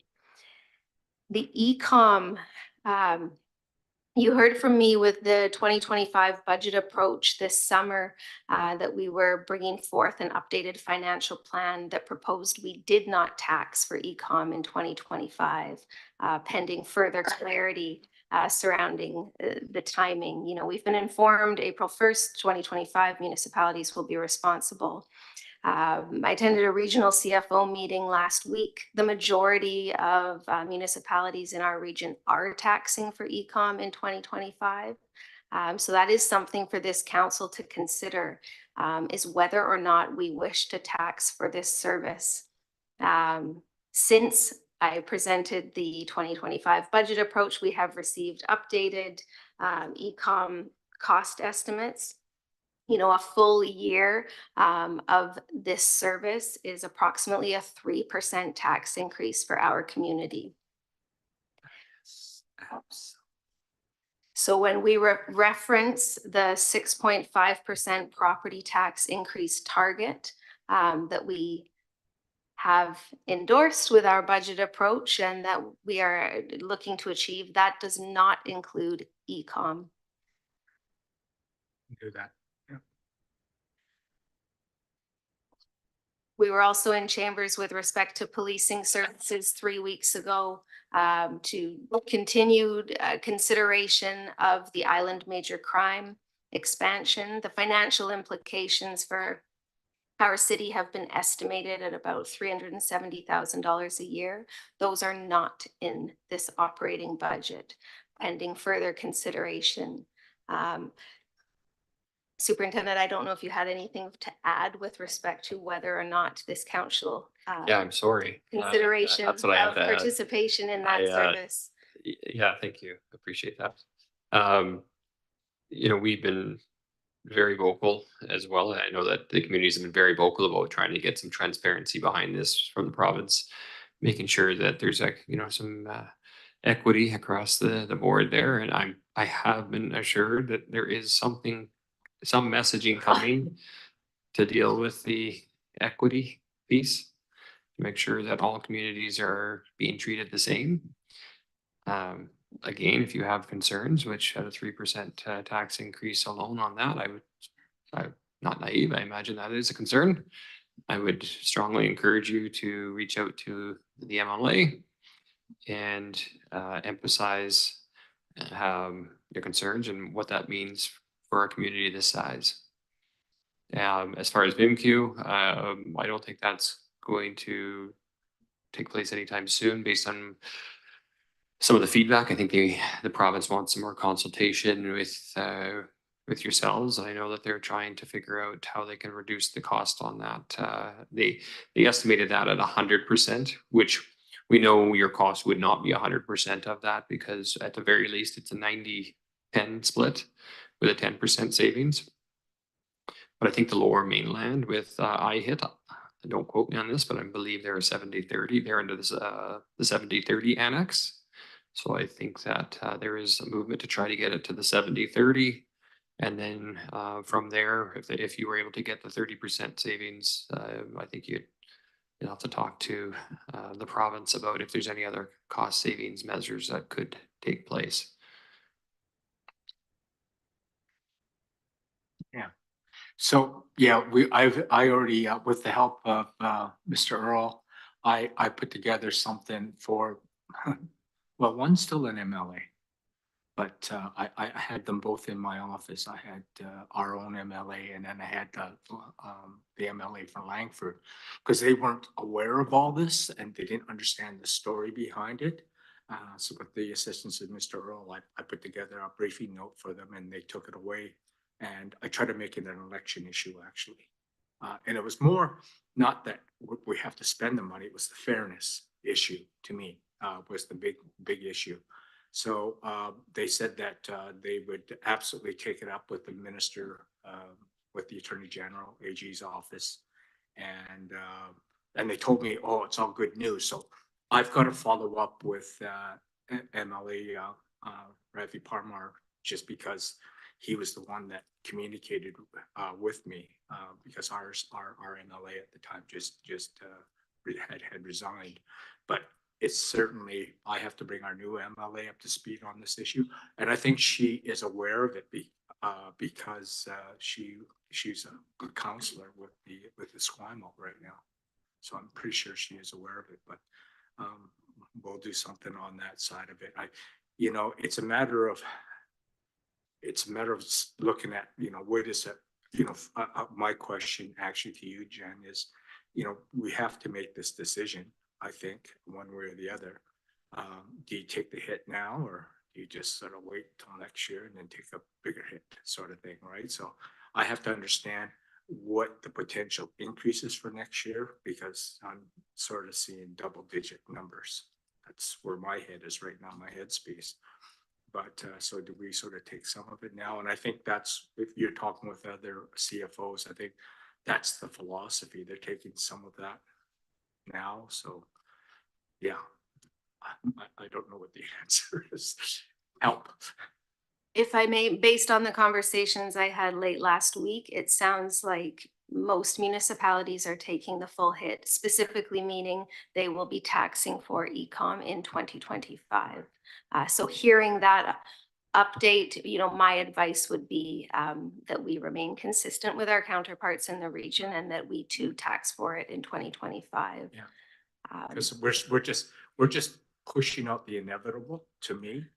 And in the 2026 and an election year, you don't want to be doing double-digit tax increases. And That's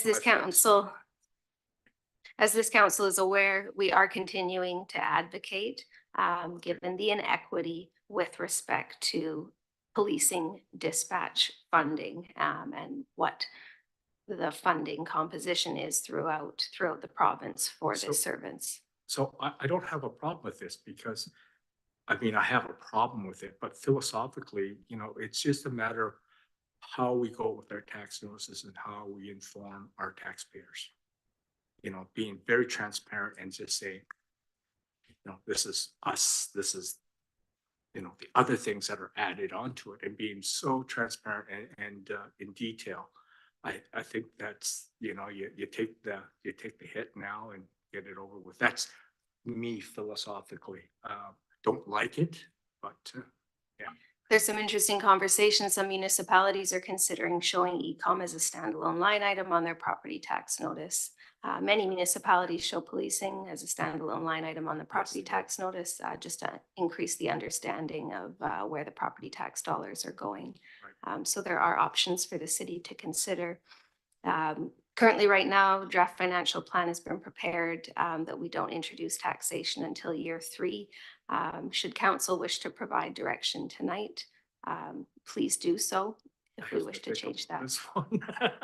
I might need a bodyguard here. Yeah, we'll have an opportunity at the budget time to discuss this in full, actually. So, Councillor Day. Thank you. I just need a reminder, is there any other option other than e-com? Or is it mandated? Through Mayor Kobayashi, I would suggest the answer is no, not in the immediate, not in the short term, but in the longer term, we absolutely should be looking at what other options we can make available with this kind of request for funding for a service. Yeah, because I definitely feel like the citizens of Colwood would expect that we would provide a plan. You know, this seems very unfair that other parts of BC are not paying the same way that Southern Vancouver Island is paying. And so I think it's really critical that we do, you know, whatever we have to do in order to maintain a fully functioning police service in the short term, but it doesn't mean that we have to take that sort of treatment laying down.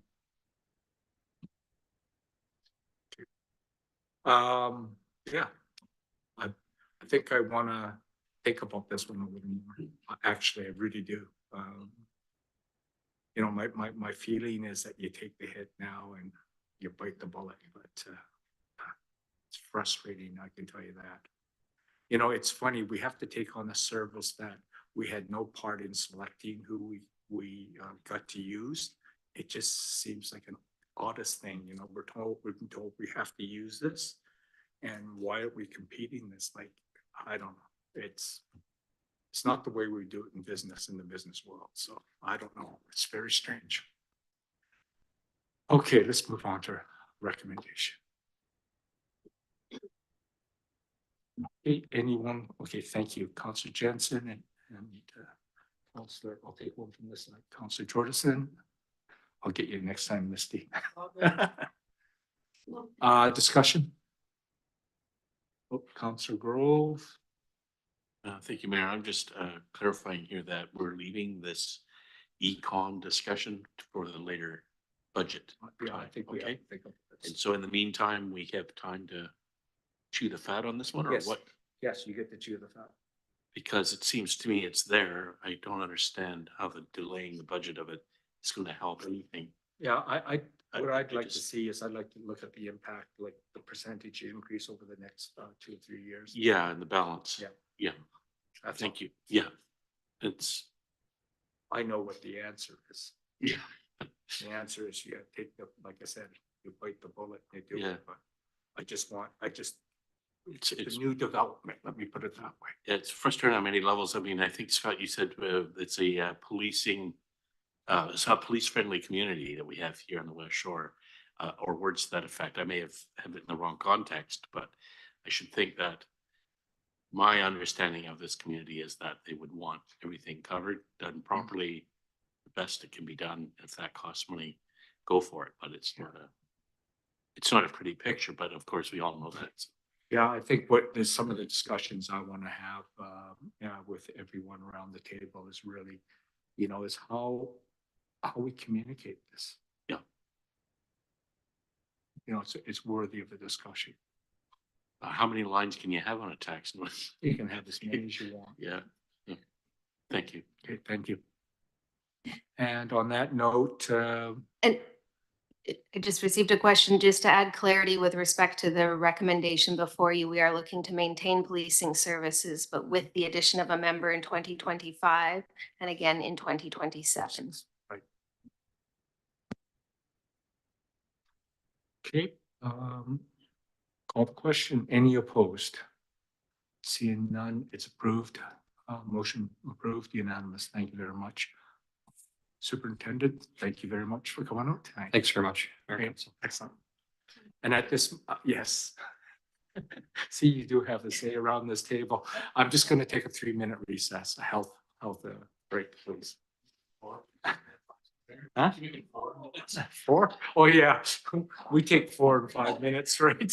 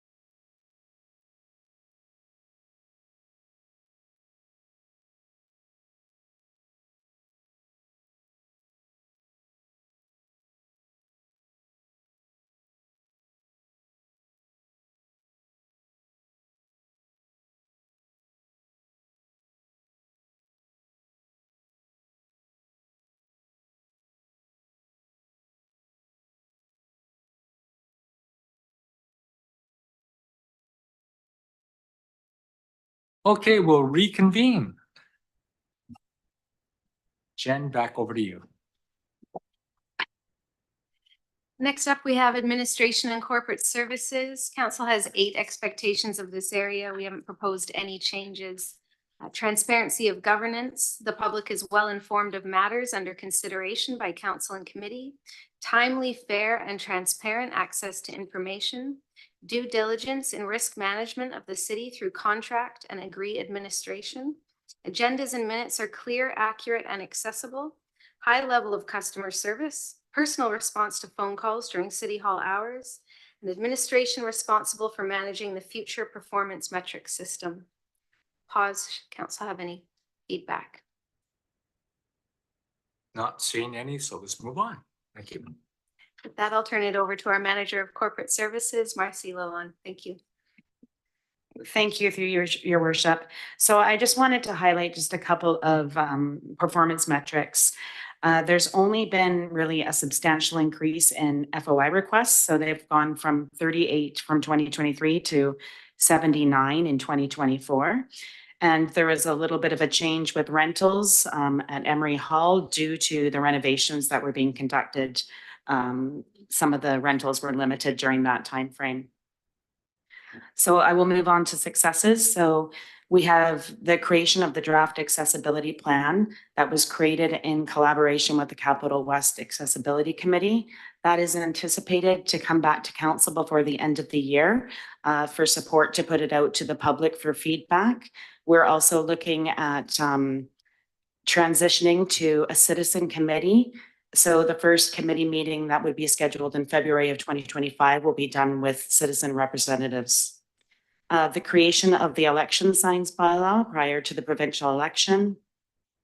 The request for proposal for the creation of the cemetery management plan for Pioneer and St. John, the Baptist Heritage Church cemeteries. The renovations at Emery Hall to the bathrooms to ensure that they're accessible for all of the users. The completion of the lease for the 170 Goldfinch for the Arts and Culture Colwood Society. The alternative approval process for the Public Works Operation Facility Loan Authorization. Creation of bylaw history to provide clear understanding of bylaw process.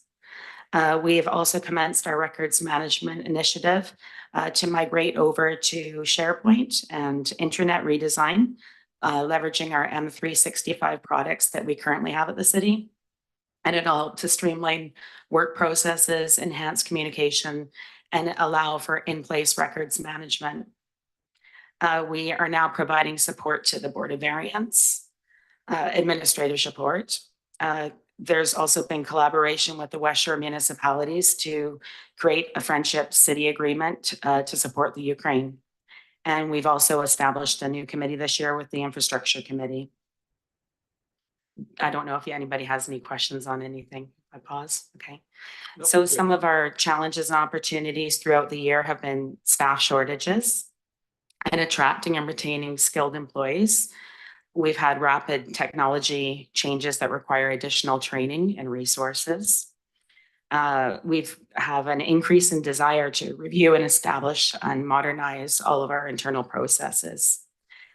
We've had increased meetings with the establishment of the additional committee and providing administrative support. Increased demand for access to records, which requires large undertaking of review and scanning of physical records. Increased admin support for other departments. Review and advising city staff on report writing, bylaw drafting, and including providing research services. Public expectations for response for information to council expectations. Continued initiatives to optimize meeting processes and having an aggressive timeline for meeting processes to provide council with greater time to review our meeting material. No questions? Okay. So going forward, our 2024 priorities was the management of mayor and council correspondence, and that's how we receive and add to our action request. Preparation of agenda and review. So we've managed to get our agendas out earlier than required, which has given council more time to review the material. Our records management process and program, we're streamlining processes, policies, and procedures. And we've just actually hired a new records coordinator with the city. So that's pretty exciting for us. Privacy program management plan, where we're working on doing privacy impact assessments, how we do access requests, and how we collect personal information is ongoing. Our cemetery management plan is almost there. We actually put out an RFP earlier and we are still working on that. So that will ensure the future plan for the operations and maintenance of our cemeteries within Colwood. We want to bring forward the miscellaneous fees and charges bylaw update. We're hoping to get all of our fees within one bylaw, so it makes it easier for an annual review. We've been doing a review of code of conduct policy, which is ongoing. We've done some council educational opportunities, and we've had numerous different workshops that have been done for council. Procedure bylaw review, we did have some changes that we've implemented within the last year, and we'll be bringing that back forward to council to make decisions on if they want to actually have any permanent changes, such as the public participation at every single item. So council meeting optimization. As well, we want to do a review of the rental facility bookings. So we've been charging the same fees at St. John's and Emery Hall since 1993. So I would like to bring that back to council for consideration. We have been striving towards creating it more as a community resource. So we're looking at having our community organizations that need it, so youth groups and things like that, instead of renting it out to commercial businesses. So we've done quite a substantial increase in that type of rental. So our 2025 priorities are our records management, implementing and integrating the SharePoint with Purview. So we have cloud-based solutions, and it's going to help streamline our work processes, enhance collaboration, and promote communication, and allow that in-place records management, and hopefully help us with the increase of all of our FOI requests. The cemetery management plan. So we are going to have the operation and maintenance of Pioneer and St. John cemeteries. It's really important to us to make sure that we maintain the vision of the people that were running it on the committee beforehand, to make sure that we keep this a jewel of Colwood. And our procedure bylaw amendment to reflect council expectations for council meeting processes. We're also looking to evaluate the organizational structure of our department to identify opportunities for improved efficiency and effectiveness, and to make a stronger focus on some strategic initiatives along with policy development for more effective governance. So a more in-depth view of some of our existing policies. Consolidation of our bylaws. We want to have all of our bylaws consolidated and put onto our website. Any ones that have amendments to it, we want that done too. And hopefully we'll get that all done within the year. And we're looking to do a stronger process for tracking legal issues and claims. Thank you. Any questions? Seeing none, we're good. What we did want to highlight with respect to the operating budget for this area, in 2024, the Sault School District completed risk assessments for elementary schools within Colwood. And based on these assessments, 3 additional crossing guards are proposed, one for each of Colwood Elementary, Sangster, and Wishart. And so the city's share of those costs, which is anticipated at 50%, has been incorporated into this budget for council's consideration. Beyond that, pleased to answer any questions you may have. We are proposing to maintain service within this area. Could you just remind me where the rental revenue goes? Facility rental revenue, we include that within our public works service profile. That's where our facilities maintenance activity occurs. And I'm going to ask you a really stupid question. I'm sorry about this. What does it cost? What's the overall cost to produce a check? And I'm not just meaning, I mean, it goes through a process right now, right? And I should have brought this up maybe separately with you, but because it just seems ridiculous how many checks I'm signing off for rebates. I mean, it's a lot. I believe you're referring to the refund of deposit on yeah, use of city absolutely. facilities. Yeah. Don't have a direct answer on the cost. I mean, the majority of Gotta be expensive though. the majority of our activity is through EFT. But checks tend to happen when it's parties that don't receive, routine payment or repeat payment, I should say, that one time. So I don't disagree. It's definitely something to review. Yeah, the record is 11 refunds in one check run there now. Yeah, it's the return of the deposit. So certainly something to explore. But we do require that incentive with respect to ensuring the management of our facilities when used by third parties. Okay, thanks. Counselor Day. Thank you. Just on the deposit issue, it seems like there should be an easier answer. If we're able to accept credit cards, for example, hotels do the same thing for your deposit, or they could actually physically give us a check that we just give it back to them when we're done.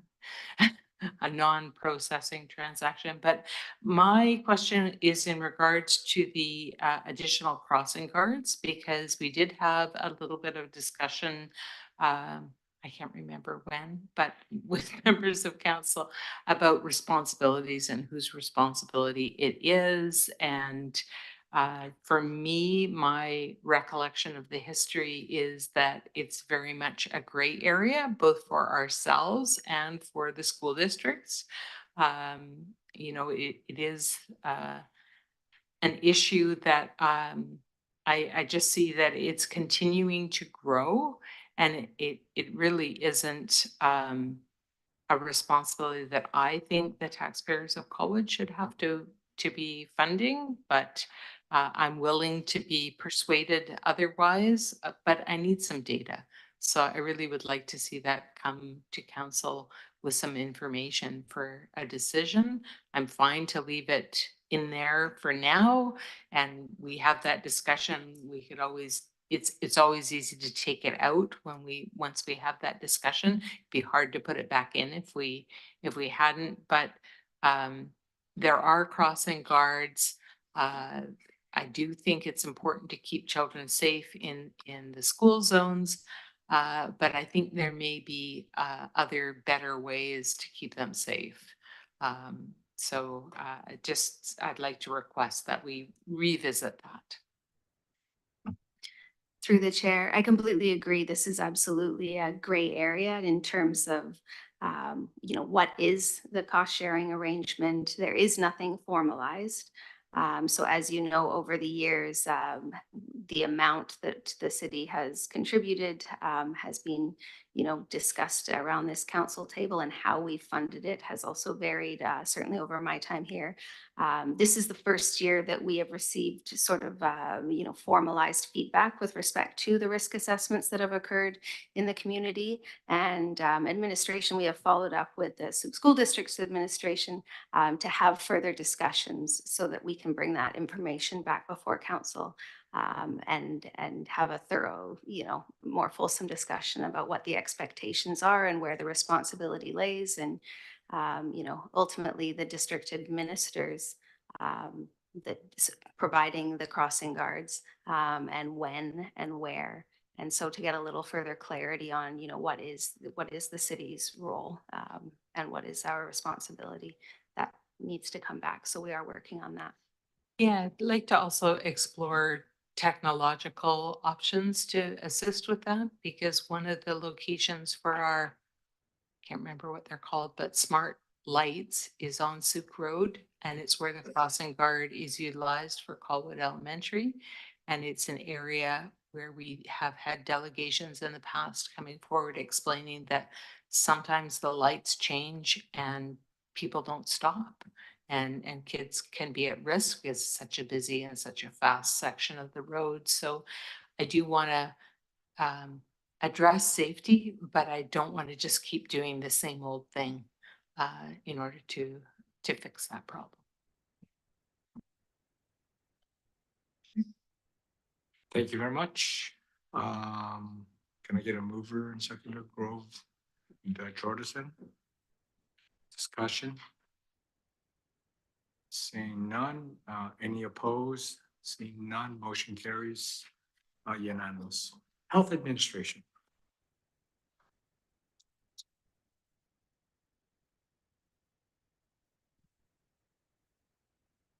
Health Administration, new city service area. We have proposed 3 expectations for council's consideration. That by year 3 of the 5-year trial, the direct costs of the medical clinic pilot require no municipal tax support. That the clinic attaches 1,250 Colwood residents per physician, and that the medical clinic pilot secures 8 physicians by year 3. Welcome council's consideration of these That's phenomenal. proposed expectations. Isn't it just a phenomenal thing? It's so weird to see this on a municipal service, so it's, yeah. Counselor Day. Thank you. Great expectations, great new service. Really appreciate all the work that has gone into trying to do the undoable in creating this service here in Colwood. Is something that I have regularly heard from people about, that they're excited, and even Langford residents have been saying, gosh, that's a great idea. Good on you guys for doing that.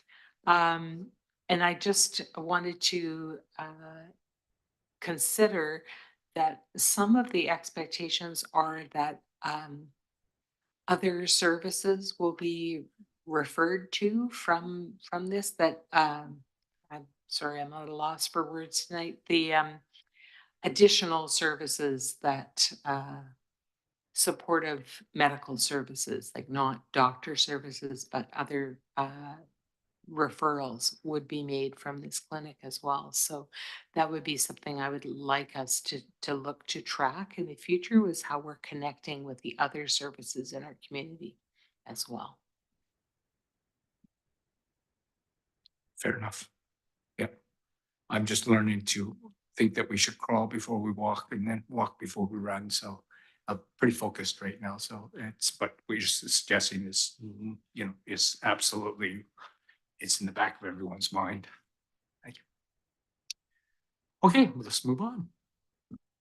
And with that, I'll turn it over to our Chief Administrative Officer to provide council with an update on this service area. Thank you, Jen.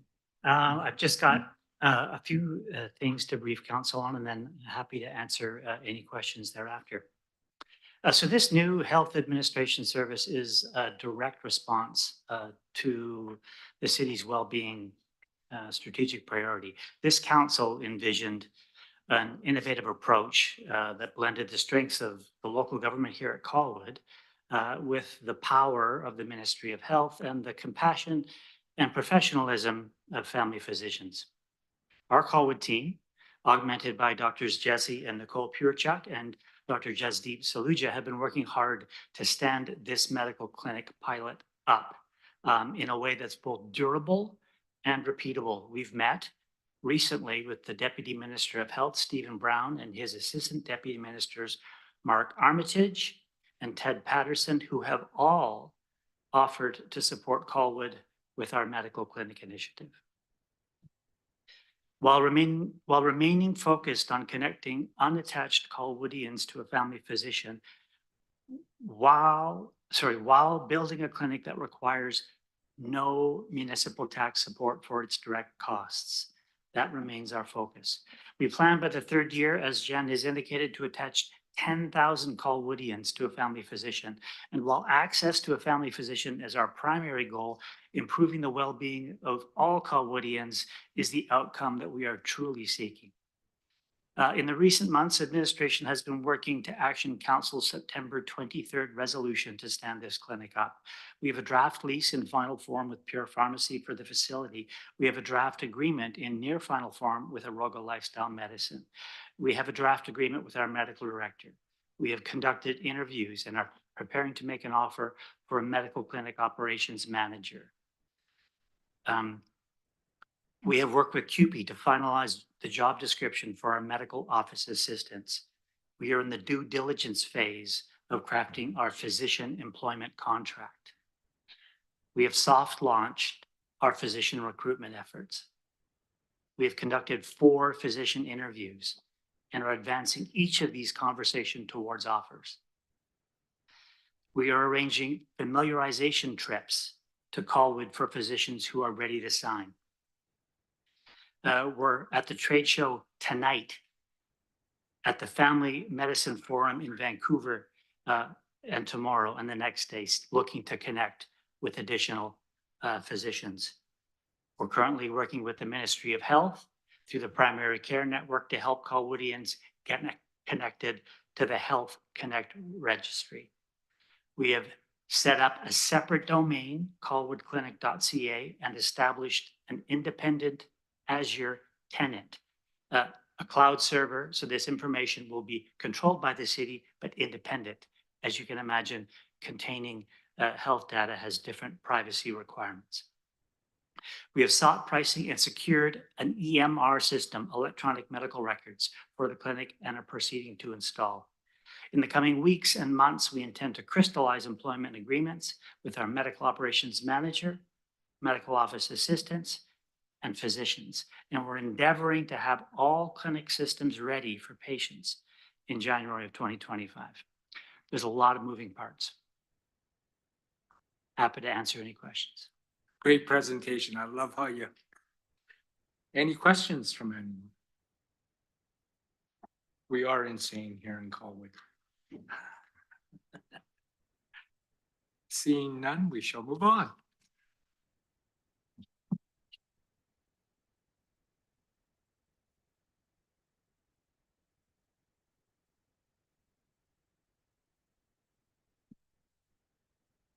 We presented the operating budget for this 5-year trial with council's consideration in September of this year. There have been no proposed changes to that operating budget. I wanted to highlight a couple of aspects. There's a number of ways that physicians are compensated, really to ensure the financial viability of this pilot. We are looking to operate under the longitudinal family physician. So through the MSP billings, the assumptions that are built in, you've heard us refer to year 3. So by the 3rd year, we are anticipating to be fully operational.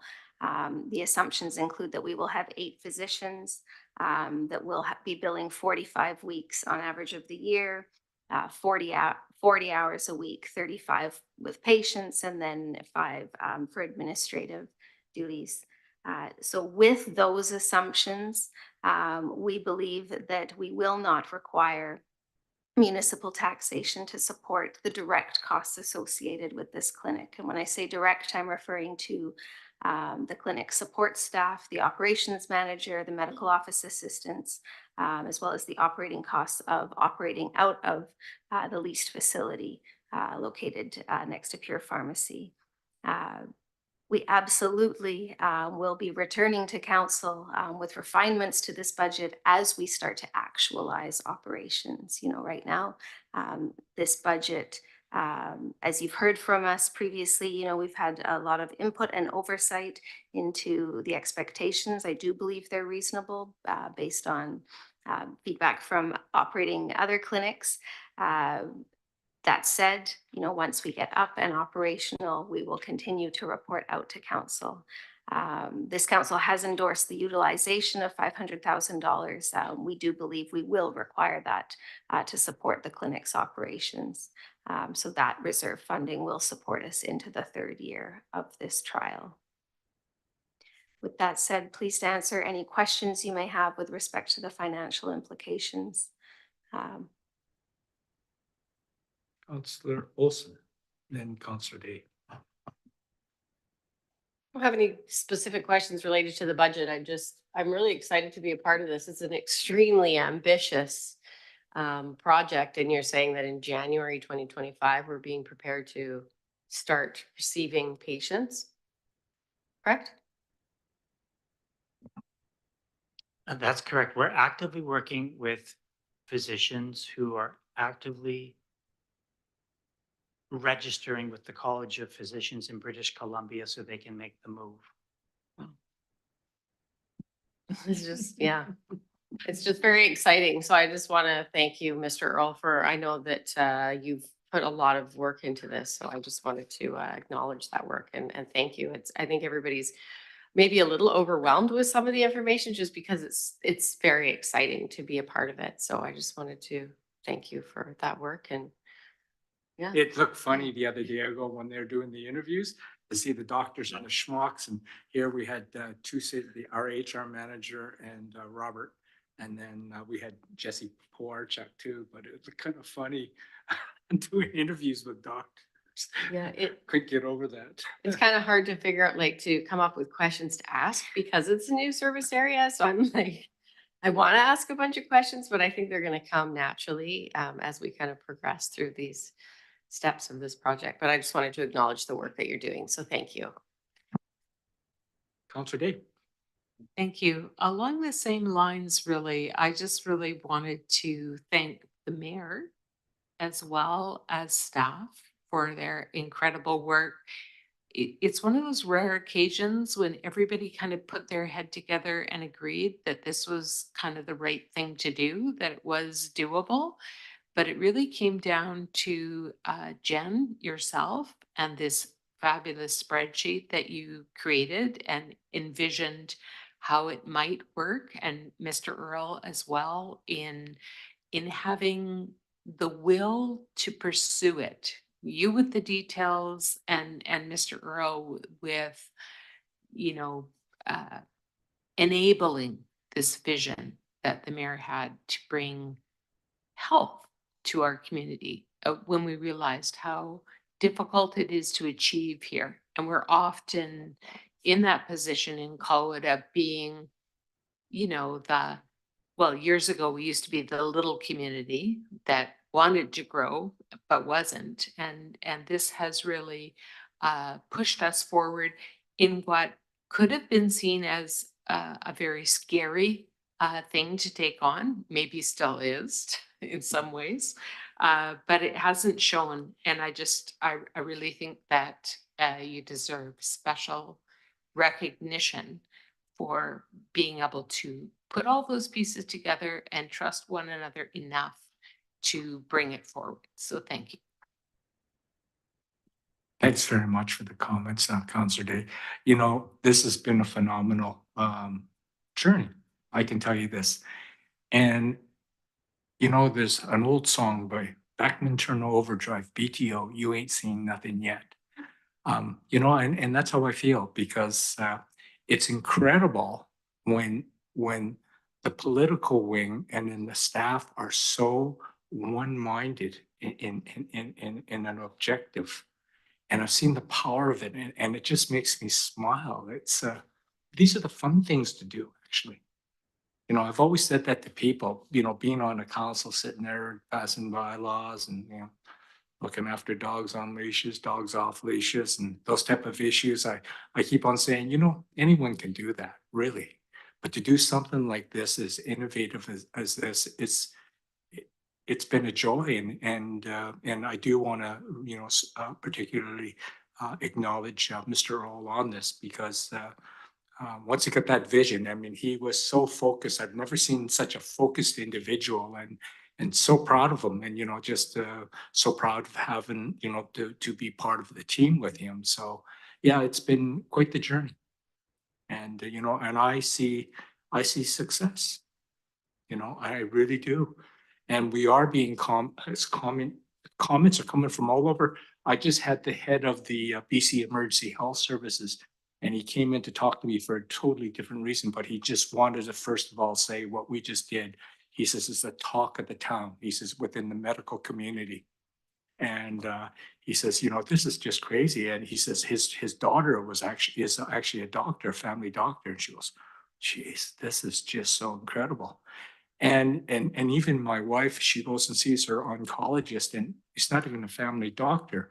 And they says, you know, she says, Colwood, oh, you're the crazy people that are doing that family doctor. I love it. And want to meet all the people involved in it, but you're right. We are the talk of the town, and just so proud to be part of this team here, and I stated, it's funny because someone pulled my political platform, and they went ha ha ha, and they were laughing at what I said. I'm going to set up this a family doctor clinic here, and they just said, yeah, good luck. That was the one they thought I was a bit crazy on, and it's probably one of the first ones that we're going to see success on. Not that we haven't done other great things here, but so anyways, thank you for the comment, and thank you very much, Mr. Earl. I'm just so proud of the whole team, and it's been great to be associated with this whole initiative.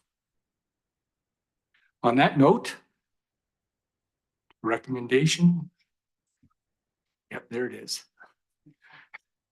Proposing to Look at this. maintain service. with the Everybody pilot. wants it. Counselor Day, I'll give you the pleasure.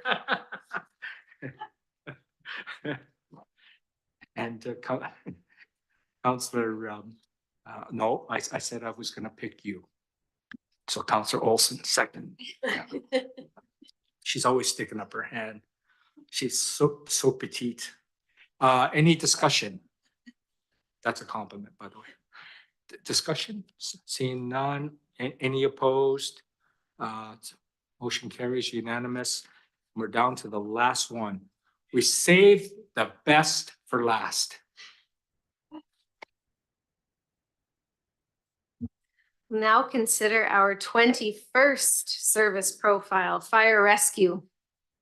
We've not proposed any changes to council's expectations, which are as follows: provide timely and effective emergency response to our community, provide high quality education, training, and professional development for all members, continue to enhance regional partnerships through automatic and mutual aid agreements, develop strategies to maintain service delivery models as our community grows, work with our dispatch provider to provide for next generation 911 services, educate and engage the community through fire prevention and safety initiatives, and provide effective emergency program response and recovery plans to preserve life and property.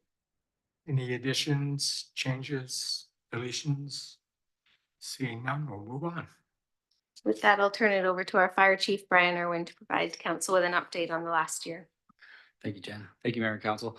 I just have to quickly apologize. There is an error in the document that I did notice after it's been published, which is I referred to the Fire Services Act instead of the Fire Safety Act under successes. So just so used to using the term interchangeably, unfortunately. So okay, I apologize for that. As I start, this year has been our third year under the current 24-hour station staffing model. Though it continues to demonstrate a reduction in emergency response times, improved service delivery to our community, it's not been without its challenges. This year, the fire department has experienced a higher than normal retirement rate, as we've recognized 12 members who have retired this year. 3 longstanding members who have dedicated a combined 74 years of service to the department, which we're extremely grateful for. However, there is a lot of experience lost in those individuals. Additionally, 5 members have secured new employment opportunities within the emergency services field. Though they're leaving us, we're extremely proud of those achievements for those individuals. And 4 who have left the organization due to personal and family obligations. However, we're extremely fortunate that many of our members, both career and POC, have stepped up and filled many of those gaps throughout the year. Tonight, I'd like to skip ahead. We're going to jump into successes. And I'd like to, my plan is to focus on some key successes that that have taken considerable amount of planning, coordination, and effort from our team. And as I start off, the first one you'll see there is one of council's expectations, that is to enhance our auto aid. This was achieved through the automation of our dispatch software to assign available apparatus based on incident location to corresponding fire station proximity. Simply put, it allows for the closest available apparatus to respond to an incident. Therefore, if an incident call would be assigned to a call apparatus unless otherwise unavailable, at that time, if they are unavailable, the next closest station resource would be assigned to respond on our behalf. In a event of a multi-truck response, I'll use a possible structure fire, for example, in South Colwood. Our dispatching software would immediately dispatch the closest available fire apparatus. A normal response for this type of example would be 3 engine response, assigning Colwood and 2 Langford resources. If the Colwood or one of the Langford resources were unavailable or committed to another incident, the dispatching software would recognize this automatically and assign the next available resource, prompting a URL response. This change is focused on improving response times, creating greater depth for surge capacity and resource allocation. And since it's been implemented, it's done just that. One of the other great successes that has been completed this year is the rescue engine. You've heard me speak of this before, as this is the 2nd year of its implementation. We've completely redesigned our primary fire engine to support a wide array of rescue equipment, including the extrication tools that are required for motor vehicle rescues. This change is significant as our replacement strategy for existing heavy rescue apparatus in 2026 can now be redesigned at a much lower cost, as we'll be looking to implement a light duty rescue to provide us some versatility and response options in the future. Lastly, I'd like to also announce the successful ratification of our first collective agreement with the International Association of Firefighters Union. This milestone reflects a positive and professional relationship we've built, and we look forward to continuing our collaboration in the years to come. Another recent success that is not mentioned here is I'm very happy to report we've taken on 5 new POC firefighters this past month who are fully trained, certified, and are already making an impact on our response team. And this couldn't be more true. Last night, one of our newest members was on their first shift as part of the crew, and they were part of that team that suppressed the fire last night just down the road. So they are making an impact, and it's happening. So we're very proud of those 5 members that joined the team. Now, as we look into 2025, we have a few large items to address. As my report indicated last week, the Fire Safety Act has come into effect August 1st of this year. The new legislation allows for a phased-in period. As a result, the fire department has taken initial steps as required, and we'll be looking to review and update the existing related bylaws to align with the Act's new fire safety compliance regulations. Further in 25, we'll be aiming to address the short-term staffing concerns, as we're currently exploring alternative options as to increase POC complements in addition to the new members that have just joined us. And finally, the fire department will be focusing on the long-term strategic plan. This is something I was hoping to address in 2024. However, upon further review and consultation, I believe conducting a fire service master planning exercise in 2025 will provide a much more fulsome look into where the fire department currently is, where we need to be, and how we aim to get there. Happy to answer any questions on any of that at this time. Just one quick question. What's the term of the agreement? Is that 2 years? Your ratification of the IF? This agreement will go through till the end of 26. 26. Okay. Any other questions? Councillor Jensen and then Councillor Day. Yeah, thank you. I guess I have a lot of history with the department going back to the Protective Services Committee days, and a couple of things come to mind. First off, I mean, we're here talking about a Langford truck being dispatched as a priority response to a Colwood home. I mean, this was not possible a decade ago. It wasn't even in any sort of state of reality. And so it's kudos to all of you working men and women who have brought us to where we are today. And I think it behooves us to provide that service to our community in that fashion. And gone are the days when we should, take all our cards and put them in our back pocket and make sure that we stop at the border and don't go 1 foot past it. I mean, it's nonsense. And so kudos to you guys. The other thing I note, we talk about the fire station roof every single year. Can we not just put a new roof on the damn thing here? Like, what is going on? Like, we needed a roof at West Shore Parks and Rec. We put a roof on. I say that slightly tongue in cheek, but it does seem it comes up yearly. So thank you to you and your staff, Chief, and all you. Certainly, through the chair, I'd love to answer that. One of our first priorities in 2025. No, this is actually something that we're really fortunate about. We've been working with Public Works team and with the building department in kind of a coordinated approach to this so that we can ensure we're ready to go. And those steps have been taken. So we're happy to say that we're ready to go in 25. Counselor Day. Thank you. First of all, I just want to express my appreciation. It's been a tough couple of years for the fire department. There's been a lot of change, and that's hard on every last one of us. And I know from our work that we did just looking at emergency responses, that there's still a really great dedicated team there who puts the community first all the time. And I sort of aspire to be like that, but I don't do that. I still have, a lot of crazy life to live behind the scenes. But I really appreciate that the fire department has been for years doing a really good job of being forward looking and well prepared. And I always could kind of rely that it was kind of an easy budget item to look at when the fire department came forward. They'd be telling you what they were going to need when, and we'd be living up to it. I was a little concerned that that might slide away on us because of all the changes that have been happening. But I'm pleased to report that, whether we fix the roof this year or next year is our biggest problem, that's not too bad. But I just also wanted to note the number of overdose calls that you're attending, like every other department that deals with any kind of emergency at all.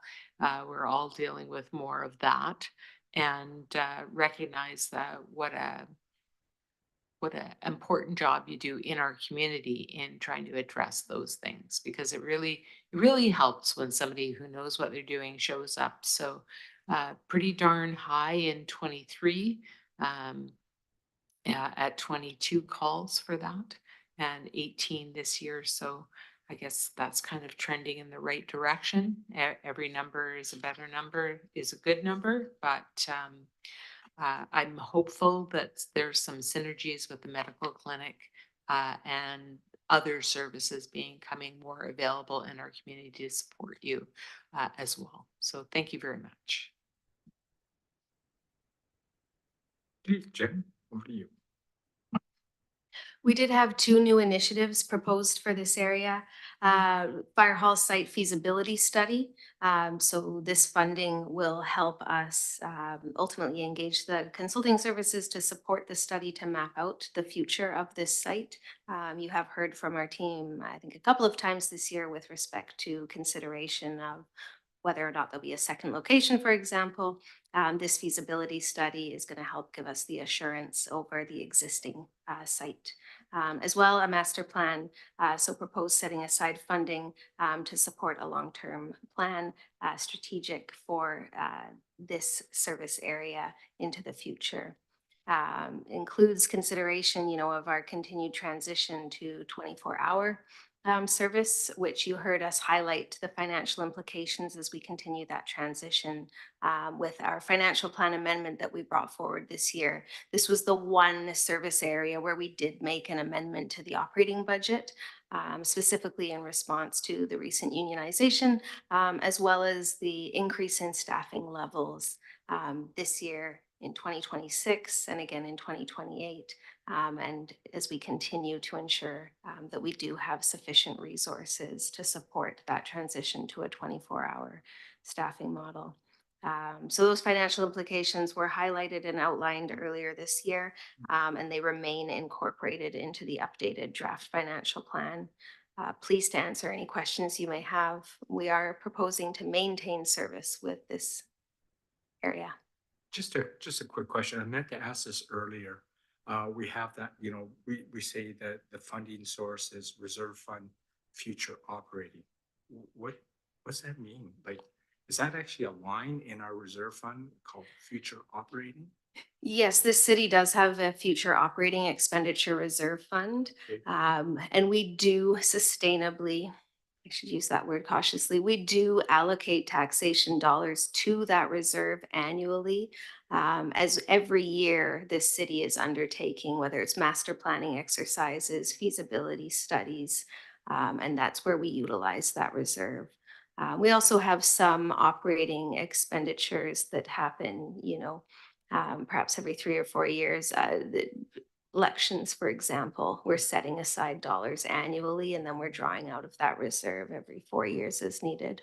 So is it a fixed amount that we stick in there? Is there a bylaw that covers that, or is it a, Great question. There is not a bylaw that speaks to a dedicated dollar amount. Inside of the last 2 years, we've been putting aside approximately $200,000 a year towards that reserve. okay, thank you very much. Thank you. Okay, someone want to move the rec to Counselor Jensen, Counselor Day? Any discussion for the discussion? Seeing none. Any opposed? Seeing none, it's unanimous, motion carries. Motion for adjournment, Counselor Grove, Counselor Olson. Any opposed? Seeing none. Thank you very much, everyone. It's been a slog. And thank you, staff.